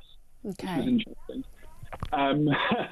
Since then, though, I had an operation in 2017, ablation surgery, which was supposed to sort it out. And touch wood, it lasted until last year, roughly. And did you have Parkinson-White syndrome? No, it was just supraventricular tachycardia that was causing the other ones. Okay. That's a long word. Do I say that again? So, supraventricular tachycardia. So, just to explain to people what Jake has had done, is when you've got something like that and your heart's not beating in the right rhythm and it's being caused by a collection of cells in the heart that's just misfiring at the wrong time. So they go in and they burn those away. Right. And it sounds like it worked quite well until... Yeah, until last year when I started having, attacks of SVT again. Right. Now, my GP very quickly referred me up to Derriford Hospital, and my cardiologist is the one that's been banging her head against the wall because she's not been able to get my previous records from the RD&E in Exeter. Now, I very recently went up to Exeter because that's my hometown, and I went to the RD&E to see if I could get something moving. Yeah. Turns out, when they went digital in 2021, during the COVID pandemic, they lost my surgical records. Oh, I mean, it's insane, isn't it? And I'm now wondering, because my cardiologist doesn't want to make a decision without having some sort of informed decision, which is understandable considering what's going on. And I'm just wondering, where do I go from here? Well, I mean, I think the answer to that is actually quite simple, Jake. Okay. If your notes have truly been lost, which it sounds like they may have been, then your cardiologist is going to have to step up to the plate and make a decision. Okay. Because he can't leave you, going, oh, well, I don't know what's happened before. He's going to have to take a decision. And that's what being a doctor is all about. Sometimes you have to weigh up the risks, look at the person in front of you. You're a very young man. You can't live with this. So you need treatment. And a point has to be reached where a cardiologist says, a consultant cardiologist says, enough, this is what I'm going to do. Yeah. She's part of the Peninsula Heart Clinic at Derriford. Mm-hmm. So I don't know whether or not she's directly linked to the NHS or not, or whether I've just been referred to a... Are you seeing her? Patient. Okay, well, that's pretty easy to find out, actually. You can just Google her and see where she's working. Okay, fine. They'll always come up. So you just go to the cardiology department if you're at the hospital where you think she's working as the NHS, and it will list the team. So that's quite easy to find out, but it doesn't really matter. If she's treating you as an NHS patient, then she's contracted in to do it. She needs to do it. Okay, fine. All right, Jake. Look after yourself. Good luck, Jake. Thanks for the call. Thank you. See you. Bye-bye. Cheers, Jake in Plymouth, and I think we just got time. Diane in Leicestershire. Hello, Diane. Talk to the doctor. Hello, Diane. How can I help? Hello, Dr. Renee. Hello, Kevin. Hi. Nice to see you. Basically, I've kind of been told I'm going through the menopause, and I've been given all the different options for the different medicines, and I just wanted a second opinion from yourself. How old are you? 50. Okay, so you will be going through the menopause because that's the age. So have you got symptoms that they're trying to treat? Yeah, basically I'm having hot flushes, memory losses, and I'm feeling really low. Okay, so all of those things can be helped by HRT. Which is what they suggested. I've been told I can either have like patches or I can have like a gel and then take tablets, because they said that they have to balance the oxygen with the progesterone. Right, so it takes me usually half an hour in surgery to explain this. I'm going to do a quick tour because Kevin's sighing now. I'm not sighing. Right. Oh, God. Sorry, Kevin. I'm not sighing, Diane. She's lying. So basically in HRT, oestrogen is the good bit, the bit that actually makes you feel better, because that's what you're losing. But if you've still got a womb, you need estrogen's job in the body is to build up the lining of the womb ready to receive a fertilised egg.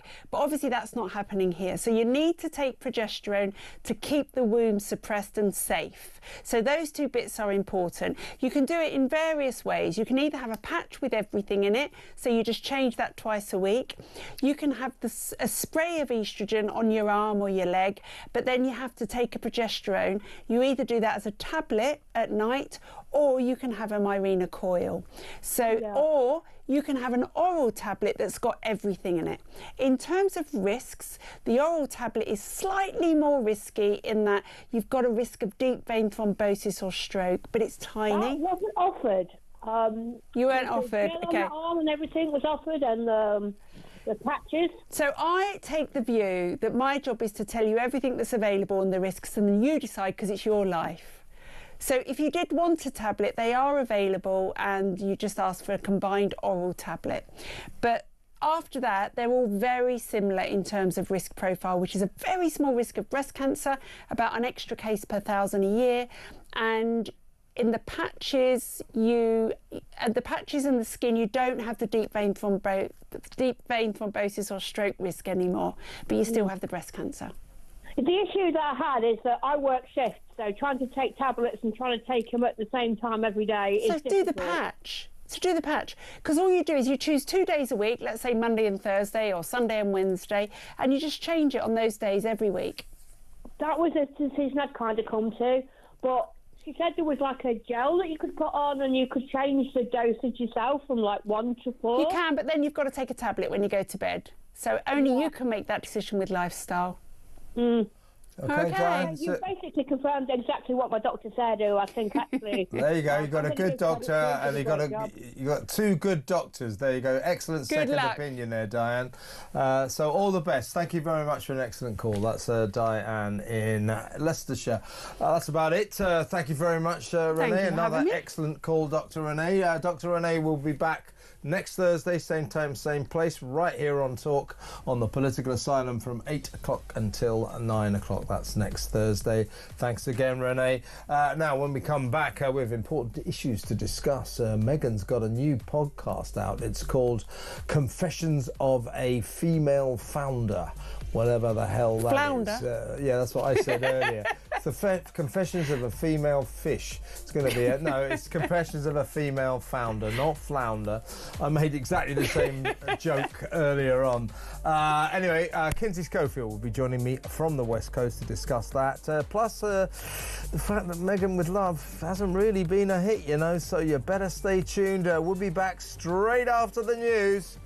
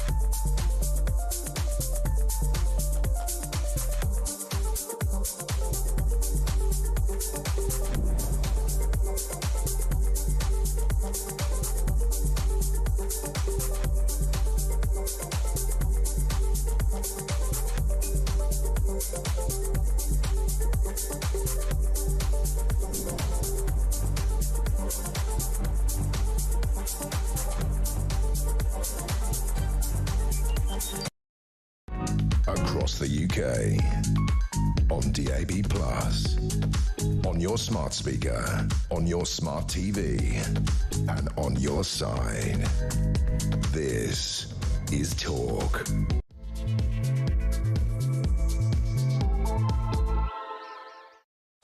Welcome back. This is the final hour of tonight's Political Asylum. I'll be out of here in about an hour, 60 minutes, 60 sizzling minutes still to go.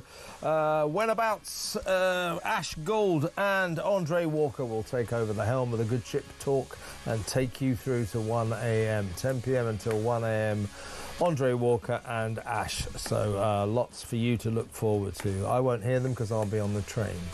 Lucky me. No, seriously, they always put on a great show. It's a really good show. So they'll be in, one of them will be in shortly before 10 to tell you what they've got lined up for you. In the meantime, the phones are open. The surgery's closed. No more medical calls. Sorry to all of you who didn't get through. We always get so many calls, so many messages, so we can't do them all.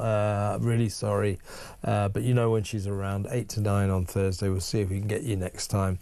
But surgery's closed, but the main lines will be open for all the issues we were discussing before. Call Dr. Renee. I particularly want to hear your views on the fact that Kent County Council, probably one of just one of the councils doing this, spent £20,000, more than £20,000 over the last year on free driving lessons and free driving tests for asylum seekers, migrants, people who broke into our country illegally, and people who may not be allowed to stay.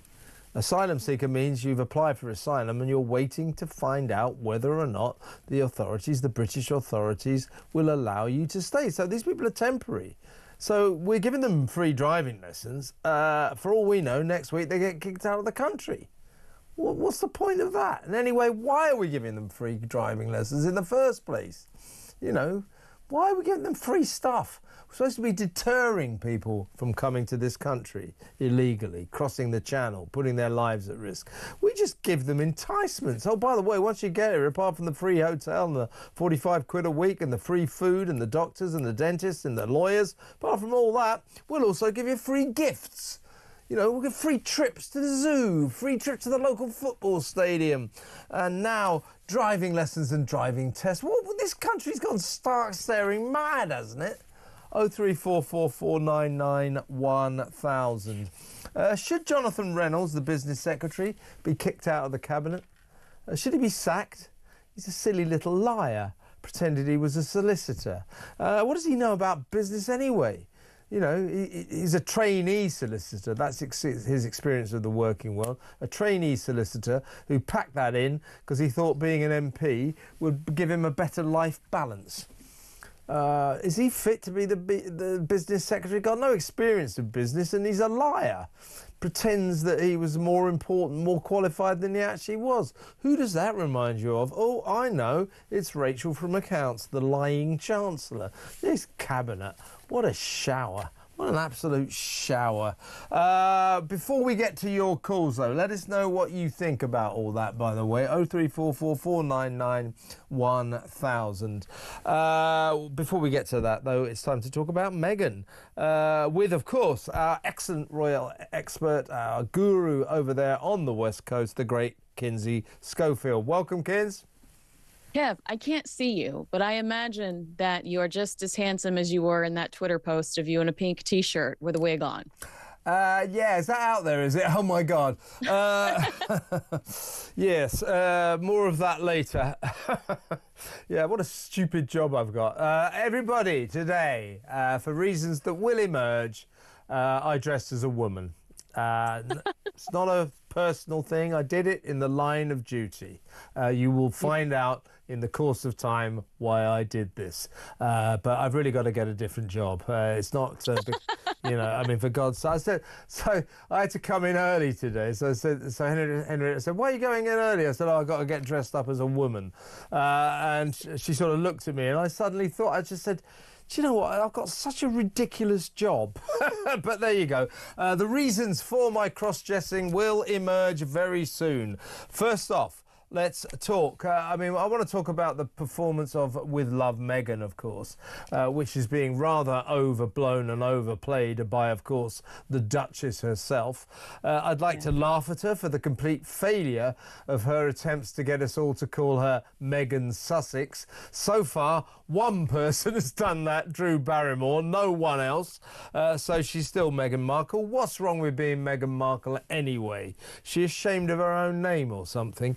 Anyway, let's get to the punch first, though, because we will talk about that, but literally not long before you came on air, before this show started, boom, there's another podcast by Meghan. It's coming out on Lemonada, and it's called Confessions of a Female Founder. Now, the funny thing is, over on this side of the Atlantic, Britain, we don't really use that word, founder. We would say the confessions of a company founder. A founder doesn't mean over here automatically someone who founded a company. But anyway, you know what Margaret Thatcher said, America and Britain are two countries divided by a common language. There's an example. Faucets, trunks, hoods and so on and so forth, bonnets, boots, the list goes on. Let's call the whole thing off. No, seriously. So it's called Confessions of a Female Founder, and what she means is women who've formed companies, successful businesswomen. She apparently is going to sit down with a succession of these dynamic female tycoons to get their secrets of success, the secrets of the success of their business. And I hope she really concentrates when she's being interviewed, when she interviews these people, because she could do with a few tips herself, having always failed in her attempts to be a successful businesswoman, right? Yeah, well, she did refer to herself as the founder of the TIG, because I remember looking that up when I started to Dive For Daily. I was like, well, what do I call myself? What did Meghan Markle call herself when she had the TIG? I like to call this podcast Confessions of a Prince Finder, because that is the biggest success of Meghan Markle's life, securing Prince Harry. Otherwise, I don't know how financially successful the TIG was as a business venture. We know that she generated a lot of content and that she got a lot of free stuff, but there's no proof that it generated any type of substantial revenue, which at the time it really didn't have to, because she was an actress on Suits and was making a nice paycheck thanks to the longevity of that show.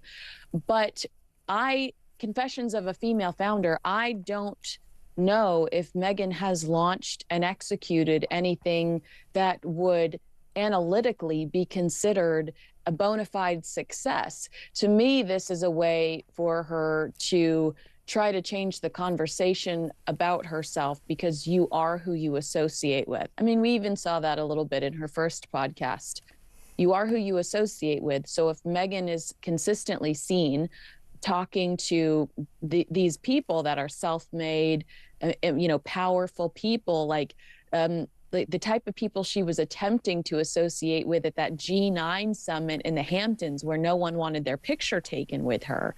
Maybe, I'm thinking in her mind, people might start to associate her with these very powerful, ambitious, and these women with incredible work ethics, and she might not just be associated as the wife on Prince Harry's arm. But I think she's always going to be Prince Harry's wife or his ex-wife.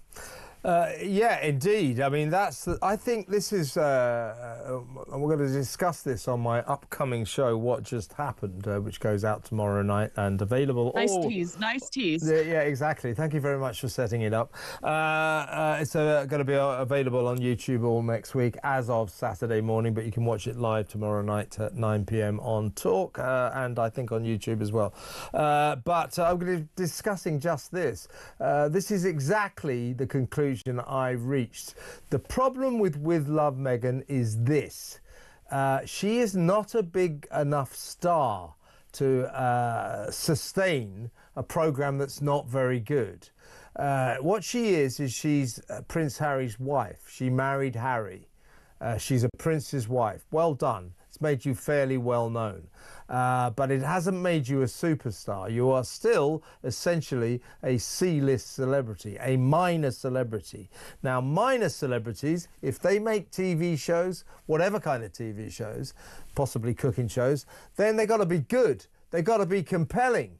With Love Meghan is awful. It's terrible. Is anything but compelling. So she doesn't have a big enough profile, a big enough star status to sustain such a lousy programme, which is why, despite her best efforts to pretend it's a hit, it's a flop. You know, she gaslit us. She lied to us on Instagram by saying, you know, that picture of her with her arms in it, yeah, I've got a second series. She gave the impression that Netflix was so thrilled by this terrible, disastrous dirge, you know, with Love Meghan, that they've commissioned a second series. No. What happens when they filmed the first series, they filmed the second series too. It was always in the... And I think that was strategic on Meghan's part because she wanted to ensure that this did not look like a failure. I think contractually, she said, I want 2 seasons because I want to make it look like this is working. Yeah. Well, it could be that, and it could be that... I mean, it's quite a cheap way to get a second series. It might have been Netflix's idea. Whoever it was, whose ever idea it was... she didn't have a second series commissioned. It was in the can, ready to roll, nice and cheap.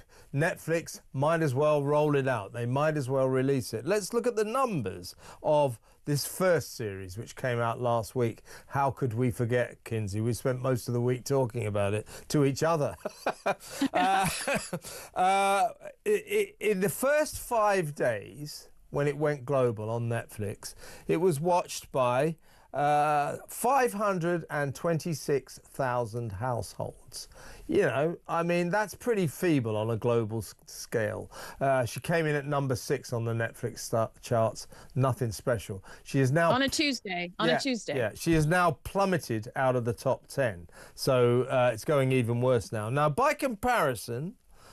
back in 2022, when the Gruesome Twosome released their slavery-obsessed documentary series, imaginatively titled Harry and Meghan, in the first 5 days that came out, 2.1 million. 2.1 million. That's a hit. 526,000 and falling, because that's what's going on. That's a flop. And her going, I got a second series. She's essentially lying to us on Instagram. That's what she's doing, pretending she's got a hit when she hasn't got one. Well, sources have said that was a strategy by Meghan and Netflix to try to dismiss all of the negative commentary and all of the parody videos that were trending surrounding how atrocious Can I just refer you to X or Twitter at the moment? If you look at my timeline, folks, at TV Kev, you might find one of those parody videos. That's why I've dressed up. Exactly. It's out there now. That's why I dressed up as Meghan. Actually, we'll see if we can play it to you. But yeah, you know, so you're right. I mean, that might be the strategy. But she's still pretending that a flop is a hit. Well, I think that at the core of this, everyone I talked to, and I talked to so many, dozens of people about this because, you know, I know that Meghan Markle fans think that this is an obsession, but this is actually my job. I make money from this. This is how I pay the bills. Everyone I talked to about it, no matter how old they were, no matter what their background was. I mean, I talked to historians that are beyond respected that said Meghan's issue is her lack of honesty, is her lack of trustworthiness. We've been lied to too many times by her. And this is another example of that. Saying, yay, renewed for season 2, that's dishonesty. There were 2 seasons greenlit from the get-go. And this was just an act of distraction because you're humiliated by the negative reception. But what did you expect when you poured one bag of pretzels into another bag and called that an event? I mean, I just don't know. I just don't know what she thought she was going to get. Yeah, so I was talking to Mike Graham today, and he said, Yeah, he said pouring a bag of shop products into a different bag and putting a bow around it. He said, that's not a business. Yeah, no, it's truly not. And it's not worth something. It's not something that I would want to sit down and watch voluntarily. It's something that I was paid to watch, and it was the most painful experience of my life. But think about how annoying it's going to be to sit and listen to Meghan try to compare herself to these self-made, incredibly wealthy and credible individuals, because there will be people that talk to her because she's married to Prince Harry, and they will give her the time of day because they know that everything she does is newsworthy, and they'd like the free the free PR. And Meghan is going to sit there similar to archetypes and hijack all the oxygen in the room and make everything about herself. And she's going to compare herself to these people that have really struggled and turned their lives around and created wonderful existence, you know, for their families. And Meghan married a prince whose great-grandmother passed away so that he got a bunch of more $1 million in the bank. And then they went on TV and complained about the family that's provided them the platform and all of the money that they've sat on over the last few years. You know, like, Meghan doesn't compare. I'm sorry, you are a part-time blogger. You know, you don't compare to the woman that invented Spanx. It's like I said, you know, I hope she listens intently to the people that she interviews, because the people that she's going to interview, these are successful businesswomen, women who've launched successful businesses. Meghan is a failed businesswoman. You know, dare I mention American Riviera Orchard, whatever happened to that? The next time I'm in town, we have to hold a seance for American Riviera Orchard. We have to, at least, we need to put some sort of, you know, some sort of, light a candle. We need to, you know, I don't feel it got the send-off that it deserves, Kevin. Swearing up. Well, exactly. Okay. Okay, well, listen, we're going to risk something now. There's a bit of swearing on this. I hope it doesn't go out. Hang on, is there swearing? All right, we were going to play my Meghan video, but I haven't seen it yet. It is on Twitter. Look it up, folks. It's on Talk's timeline. You can look it up with mine as well, at TVKev. And I'm not sure if it's family friendly. Certainly the script. Oh, apparently we have done the. By the way, folks, I didn't write the script, so you know, don't think that I'm some sort of potty mouth. You've never heard me swear, have you, Kinsey? No. No. See, proof. Well, here it goes. Now let's watch this. Welcome to my beautiful home. What do you mean it's not my fucking home? Every morning I pick beautiful flowers from my beautiful garden and I feed them to my beautiful children. So what if you haven't got a fucking garden? I haven't really got any children. I hate fucking bees. Get me out of this bee suit now. I've always loved taking something pretty ordinary and elevating it. You know, like my husband. It's so funny that people keep calling me Meghan Markle, because it's Meghan Sussex now. It's Meghan f***ing Sussex. Meghan f***ing Sussex. Meghan f***ing Sussex. There you go. What do you think? What do you think? I mean, I feel like that was the more accurate version. I mean, there's the dictator in high heels right there. Well, anyway, that's my contribution to the narrative surrounding this show. But let's go back to Confessions of a Female Founder. Now, a lot of other people have done this. I mean, she's ripped off the idea. There's quite a few. Diary of a CEO. Yeah, I mean, like, but the other people who've done it are successful business people themselves. And also, what I worry about, I hope for Lemonada's sake this is a hit, but what I worry about, you know, it's like I always say, at some point in her life, in the not too distant past, I would suggest, Meghan has swallowed a bucket full of boring pills. Now, to my mind, listening to business women tell us how they got to be successful, it doesn't particularly float my boat in the best of circumstances, even with a very good interviewer. Meghan, I guarantee you, will turn it into a massive cure for insomnia. It will be toweringly tedious. I guarantee it. That's going to be the problem with Confessions of a Female Founder, right? Well, what a missed opportunity. You've got Mindy Kaling in your kitchen, who is become such an incredible powerhouse in Hollywood when it comes to the empire she's built. She started out as a writer and an actor on The Office, kind of background noise. And now, like every new show that's premiering on Netflix or HBO is a Mindy Kaling production. Similar to Reese Witherspoon with her Hello Sunshine, Mindy Kaling has become the same powerhouse female producer as she, you know, she's a writer, she's a producer, she's an actress. I mean, she's everything. And I kept thinking while Megan was talking about the Zara she was wearing and how she shops low to high, how much I'd rather be hearing about Mindy's climb and her life. And what a missed opportunity for Megan not to tease this podcast with that back and forth with Mindy in her kitchen for episode 2. What a brilliant idea. And I'll tell you something about that scene, that now notorious scene. Which, you know, sucked the guts out of the atmosphere and turned that kitchen like Arctic freezing. You know, when Mindy goes, oh, I can't believe that Meghan Markle used to eat Jack in a Box.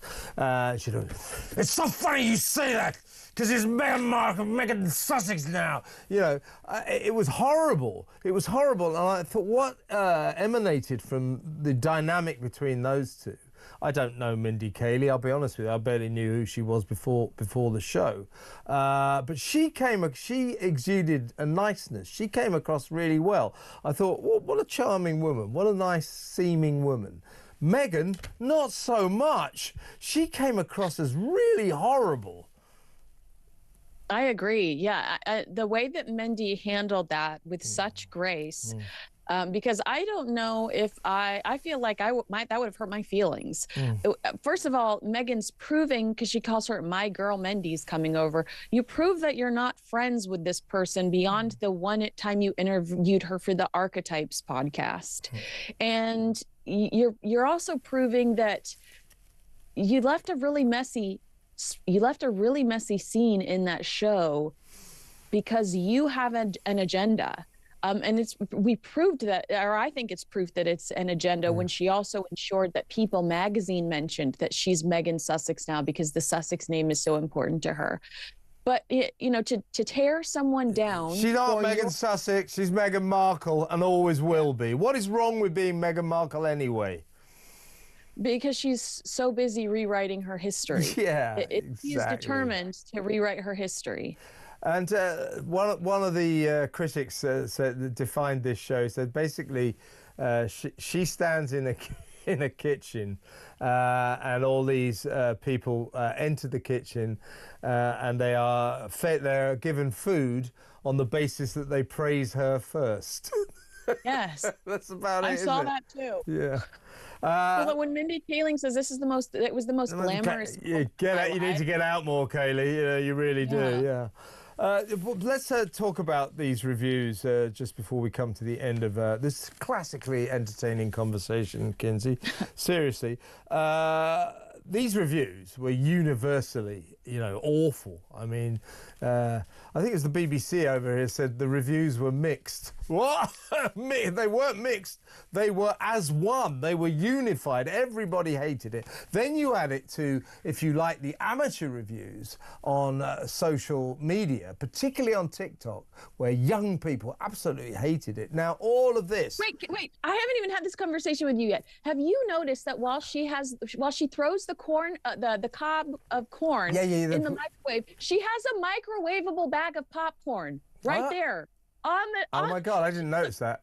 I'm going to go back and ref that. I mean, I quite like that scene with the corn, but okay. But the point is that these reviews and these terrible comments, nearly all negative, dismissive on TikTok, Instagram, X, etc., Facebook, it's really apparently worried Netflix bosses. They are now seriously concerned because they do feel they may have a big flop on their hands and they're not confident about their financial stake in her business as ever, her lifestyle website, from which it's still pretty hard to buy anything. So they are now, Netflix apparently, according to reports, are deeply concerned about this project. That rings true to me. Yes, and they are regretting their investment. An insider told The Express it doesn't matter how much Netflix try and spend this, With Love Megan has not been a success, either critically or commercially. It's been savaged by critics all over the world. And then the lukewarm reviews that are mentioned are from People magazine, who Harry and Meghan work with religiously, Harper's Bazaar. Guess who was the only outlet that went on Harry and Meghan's last faux royal tour with them? Harper's Bazaar. You know who went on the first faux royal tour with them? People magazine. Yeah. So the lukewarm reviews they have received are from these outlets that we know they work hand in hand with. Yeah, yeah, but it all adds up to a big problem for Netflix, and we understand that behind the scenes, whilst they're putting a brave face on this catastrophe, behind the scenes they're deeply concerned about this and fear that it all may come to nothing. And I think that's the way it's heading. I don't think this... I mean, this series has plunged out of the top 10 in, what is that, in a week flat. So the portents are not good, are they? No. I mean, I saw one quote on the Daily Mail that said that the bosses are worried because they've invested so much in the product line. I mean, it's beyond the money that they invested in the content. Now they've invested in the product line as well. And sources are saying, like, they're thinking about cutting their losses and running. Yeah, I don't think they're getting that Harry and Meghan are getting a new contract. Even if Netflix are vaguely considering that, and I can't imagine why on earth they would be, they'll have to cut Harry out of the equation because Harry's just not interested, is he? What's he doing now, by the way? Anything? He's probably he's got on that water ski thing or skiing or something, is he? We do know he likes to surf, but surfing, that's right. Who's cutting up all the fruit? Maybe that's what Harry does. When Meghan's got like 30 jars of, $90 worth of fresh fruit, perhaps it's Harry behind the scenes that's doing all the chopping. Yeah. If nothing else, With Love Meghan will be remembered for the most amount of vegetables, the largest amount of vegetables ever cut in one series. Relentless cutting, slicing of vegetables. Oh, dear. Kinsey, what a pleasure. Always a pleasure to talk to you. We'll do it again on Monday. Have a great weekend. Kinsey Schofield there, our royal expert over there on the West Coast, not very far from Montecito, where the Drusen twosome reside in their massive mansion. All right for some, isn't it? When we come back, your calls, your WhatsApp messages, and also your texts. All of that after this break.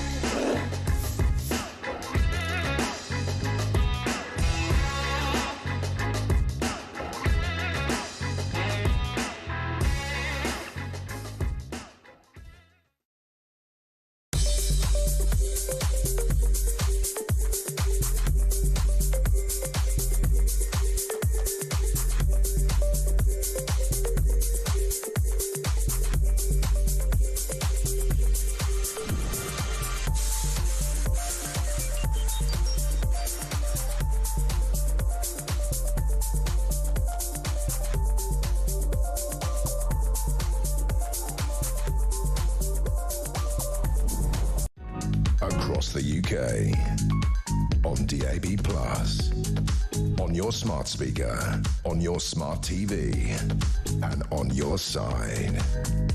This is Talk. Welcome back. Got a text here from Johnny. He says, great show. Thanks, Johnny. He says, Russia has agreed to the ceasefire according to accounts on X, as in Twitter. Check it out. Well, Johnny, I have, and they haven't. I mean, Putin's making noises about agreeing with the principles of America's proposals for peace, but they must be for long-term peace. In other words, there's no deal, and I suspect there won't be anytime soon. I hope, I don't want to be pessimistic about this. I hope Donald Trump succeeds in his aggressive drive for peace, but I do think the roadblock might be Putin, the Kremlin and Russia. But I hope I'm wrong. But at the moment, Johnny, good point. Always worth checking these things out. I don't think that is the case. Correct me if I'm wrong. No, it isn't the case. Right, I'll read some more messages in a little while. I've got a few WhatsApp voice notes. Got one from our favourite WhatsApp voice noter, Claire. We'll pay her in a little while. But first, let's go to Andy in Liverpool. Hello, Andy. Hiya, Kevin. All right, mate. What would you like to say?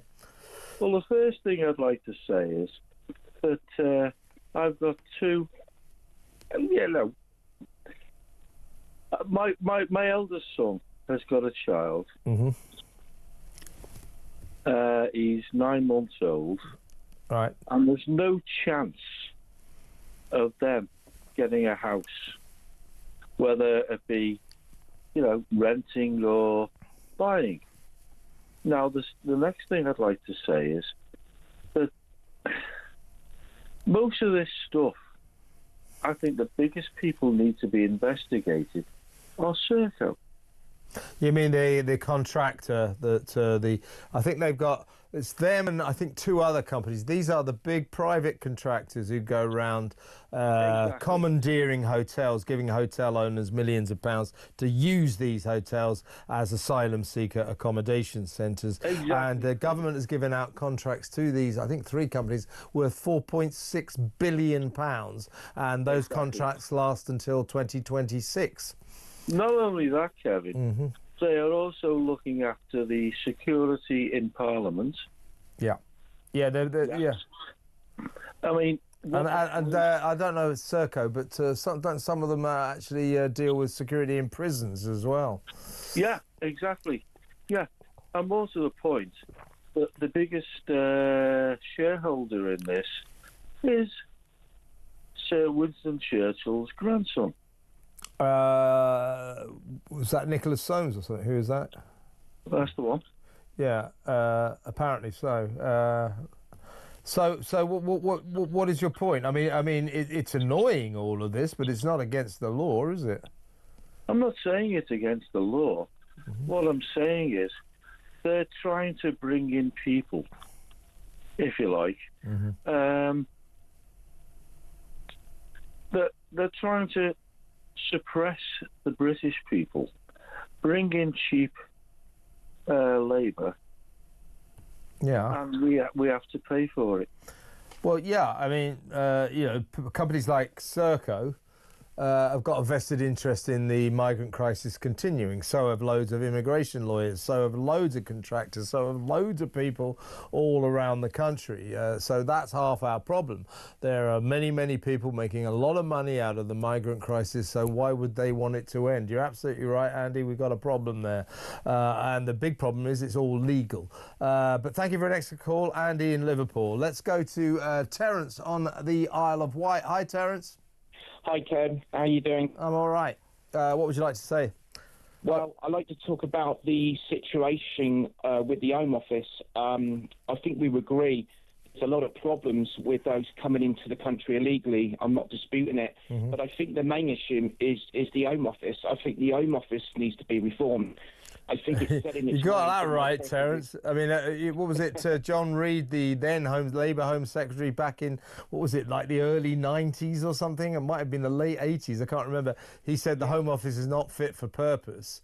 And every successive Home Secretary ever since has said exactly the same thing. So here we are, 20, 30 years on. It's still not fit for purpose. If anything, no mean feat. It's worse than ever. It is a disaster. I agree, and I think this is going to continue until I think we have a debate how it should be run and funded. But not just that, it distresses me that, I'll be honest, I did vote Labour, and I feel I've made a mistake.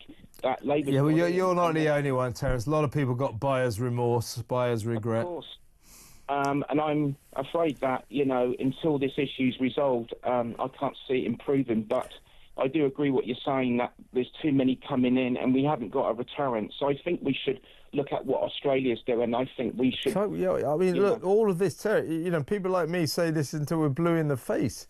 The basic system I think we should adopt is detain and deport. You came here illegally, like Australia, you came here illegally, you came here on an illegal vessel, an unregistered boat, you haven't got any documents, you have broken our laws, you can't have asylum.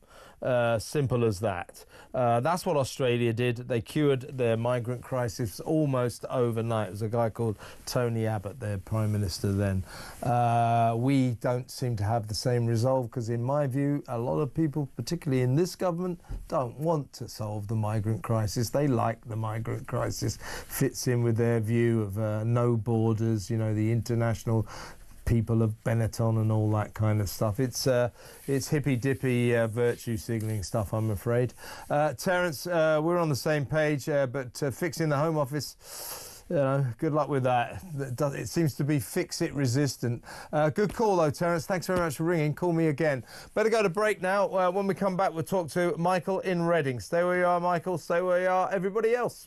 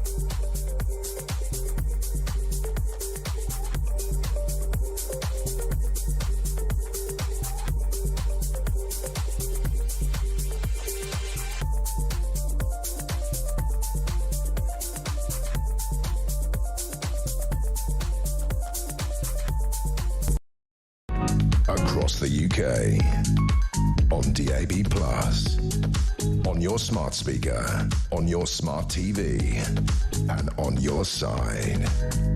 This is Talk.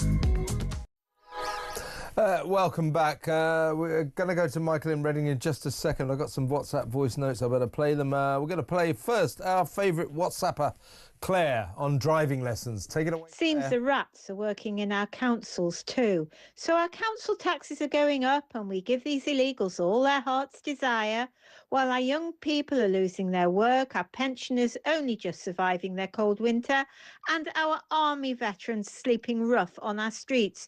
Do the people of this country mean nothing in this godforsaken country? It's time our country woke up on all these divisive practices. Claire, I think showing some of the anger and frustration that I think I might have been displaying tonight, and I think a lot of you feel as well. Well done, Claire, another great one. We've got Dave and Jude waiting up for their WhatsApp voice notes, but we better go to Reading first and talk to Michael because he's been waiting a long time. Hello, Michael. What would you like to say? Good evening, Kevin. Well, hi. I just want to say that I'd like to know where I can claim the money that I paid for my driving lessons, because I've paid into this system all my life, working life. It just don't make sense where people can come to this country and get free handouts, where I've had to work for it, and not only me, millions of other people. It's staggering, isn't it? I mean, it's just astonishing. As I said, it's not just these driving lessons. So there are 5,500 migrants living in Kent. Kent County Council spending over £20,000 in 1 year on driving lessons and driving tests, giving them these lessons and tests free, as you quite rightly imply, Mike, as you quite rightly say. We have to pay for our own driving lessons. Why don't they? Why are we paying for them? Why, when these people break into our country illegally, do we then shower them with gifts? Why do we do that?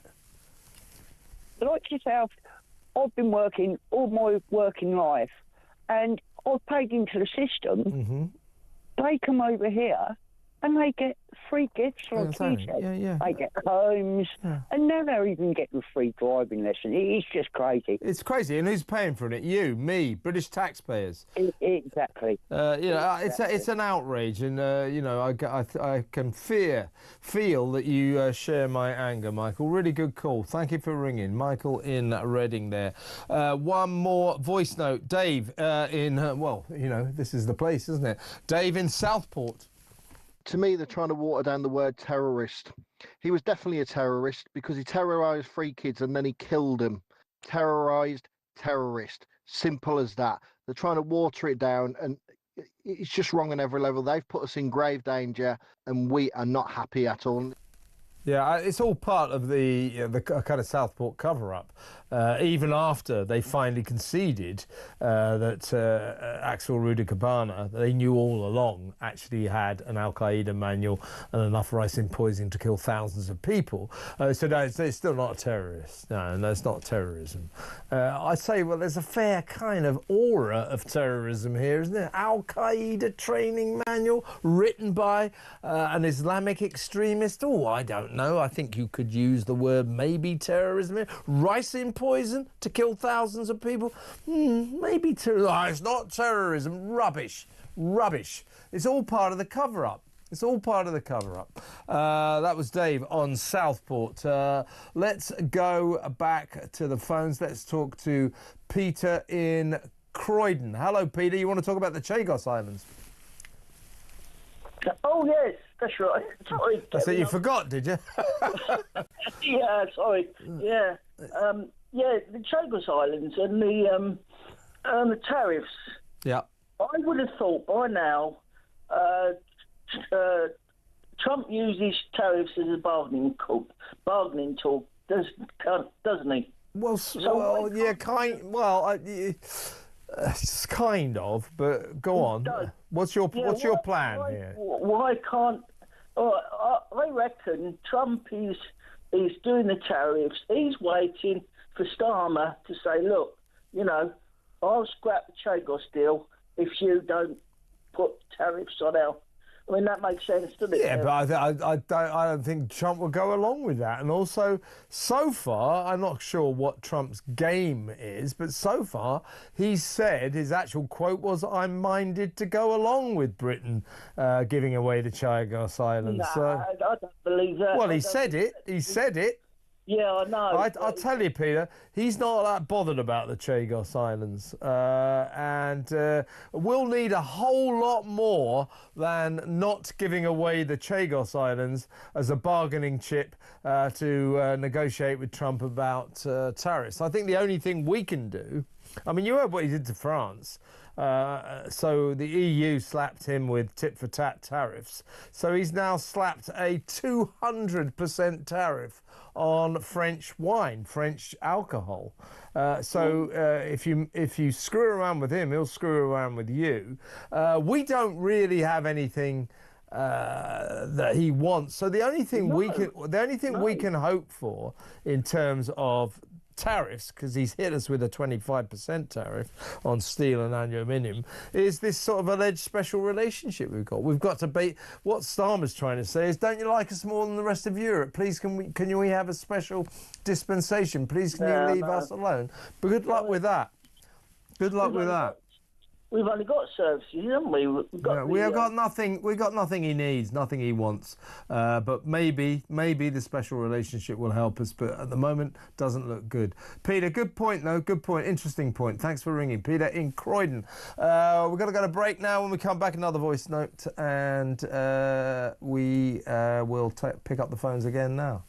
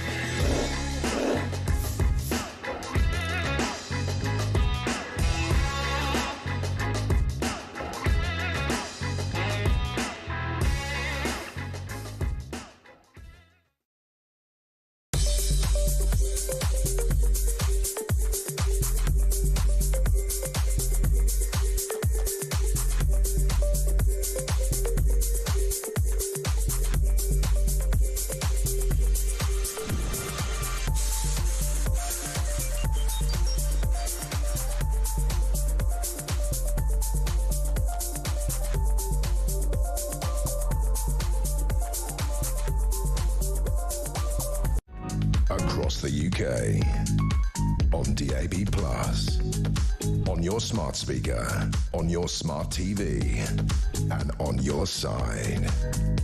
This is Talk. Welcome back. Right, one last WhatsApp voice note. This is Jude. Jude wants us to talk about NHS England. Take it away, Jude. Keir Starmer says it's going to get rid of National Health England. It won't. He'll just move it aside and call it another name. Something like World Health England. Everybody welcome. That'd be apt. Jude, you're right. I mean, it's already kind of like that insofar as it's going to be called the NHS. It's going to be run by the health department, run by West Streeting, the health secretary. He says they're going to get rid of 9,000, 10,000 jobs. If they really got rid of I don't want to put people out of work or anything like that, but the NHS, more than 1 million employees, is hideously over bloated, spends far too much on far too many employees. So getting rid of 10,000 people, I would approve of. However, there's no definite sign that they are going to be got rid of. It said that they may be moved to other roles and all this kind of stuff. It's Labour. They hate making people redundant. They hate putting people out of their jobs for financial reasons. They hate that. They like employing people when we can't afford to do it. So I'll believe them trimming down the NHS when I see it. Quick note from Kev, my namesake in Ripley, Derbyshire. Talking about colourblind casting. Remember that when we discussed that with Renee? Kev says, I've just decided I'm going to make a film or a TV series. I need a white man who will be playing Rosa Parks and a white woman who will play Martin Luther King Jr. How are you and Dr. Renee fixed for the roles? I'm up for it, Kev. Yeah, I think I'd make a very good Rosa Parks. I've got that kind of campaigning zeal. Apart from that, maybe I'm not quite suited for the role. I don't know. There may be slight differences, wrong gender, wrong colour, etc., etc. But hey-ho. Colourblind casting, I could be it. The new Rosa Parks, good idea. Right, let's go back to the phones. Let's talk to Tarquin in London. Hi, Tarquin. How are you doing? Kevin, I do apologise for my phone screen smashed about 2 weeks ago after my last musical rendition. It's taken me this long to organise a new phone and get all the contacts copied across. It's a pain in the rear. It really is a pain. When you lose your phone, you lose your life. Yeah, absolutely. Yeah. Anyway, glad you're back in the game. Just a quick one, Kevin. I don't know if anyone's brought this up with you, but what I wanted is your view on this, Kevin, is that given the schism that there has, between Rupert Lowe now and the Faragians, etc., do you think, have you considered this, I'm sure you have, that is there time between now and the next election for a new party, a Reform 2.0 or something else, to be established and to get established? Well, I mean, there's talk, Tarquin, in the Westminster gossip mill, that Elon Musk might be ready to fund such a party, among the luminaries of which would be Rupert Lowe and Ben Habib, those two well-known sort of Reform UK defectors. So, yes, there is talk about that, and if Elon Musk, a well-known fan of Rupert Lowe, puts his money where his mouth is, that could be interesting. The only thing that worries me about it, it's quite possible, and a lot of the people who are upset in Reform about this split, a lot of people who liked Rupert Lowe would probably go with the flow and go with this fourth party. But here's what worries me about it, is it would indicate or represent the fact that the right is splitting and splitting and splitting. And the more it does that, the more you leave the way open for Labour to get voted in at the next election. Already, with the split, if you like, between Reform and the Tories, you've got the right is split. If they got together, they'd walk it at the next election. But split and divided, two separate entities, they'll split the vote and may leave the way open for Keir Starmer to get re-elected again, and we don't want that, do we, Tarquin? No, I think you're absolutely right, actually, there, Kevin, in the sense that the Conservatives had 14 years to do what Reform are trying to do now and didn't do anything, did they, at all? And they completely shafted us on Brexit. And the one thing I'd say, Tarquin, the one thing I would say is, I studiously go out of the way not to support any parties. I don't think it's particularly right if you're a presenter. But I make no bones about I don't disguise the fact that I admire Nigel Farage. Actually, I admire Ben Habib and Rupert Lowe as well. But Nigel Farage, Richard Tyson, the Reform Project, I think is exciting and interesting and may change the face of British politics. And for God's sake, we need a new face of British politics, tired old sclerotic face that it is. So the good thing is that the Rupert Lowe affair, it's been damaging, but not as damaging as you might think. Apparently 70% of Reform UK supporters don't even know who Rupert Lowe is. So Reform has been fairly undamaged by this, and the insiders there, who I know consider themselves to be in good shape for the upcoming by-election in Runcorn, where Mike Ainsbury beat up a constituent and therefore had to resign, or is going to resign, and also the local elections on May the 1st. So, I think that the good ship Reform will recover fast, and I don't think the project is derailed to a terminal extent. You see what I'm saying? What we can't have is Labour getting in on 21% of the vote again. Exactly. Now, coming towards the next election, if Reform could actually do it on their own if they keep up this momentum, but if it doesn't look as if they're going to do it, I wouldn't be thrilled about it. But I'd rather see Reform and the Tories get together and beat Starmer than them being divided and Starmer winning. Wouldn't you agree with that? With you there, Kevin. Totally agree, as per usual. Tarquin, it's good to have you back on board. Don't be a stranger. Always a pleasure to talk to you. Tarquin in London. He's in the studio. It's Ash. How you doing, mate? All right, Bubba. How are you, man? Oh, I'm very, very good. Yeah, what's going on with Reform? I mean, Nigel sort of weakened a bit with the ECHR and Shamima Begum, and what's going to happen, man? Well, he's going for the mainstream.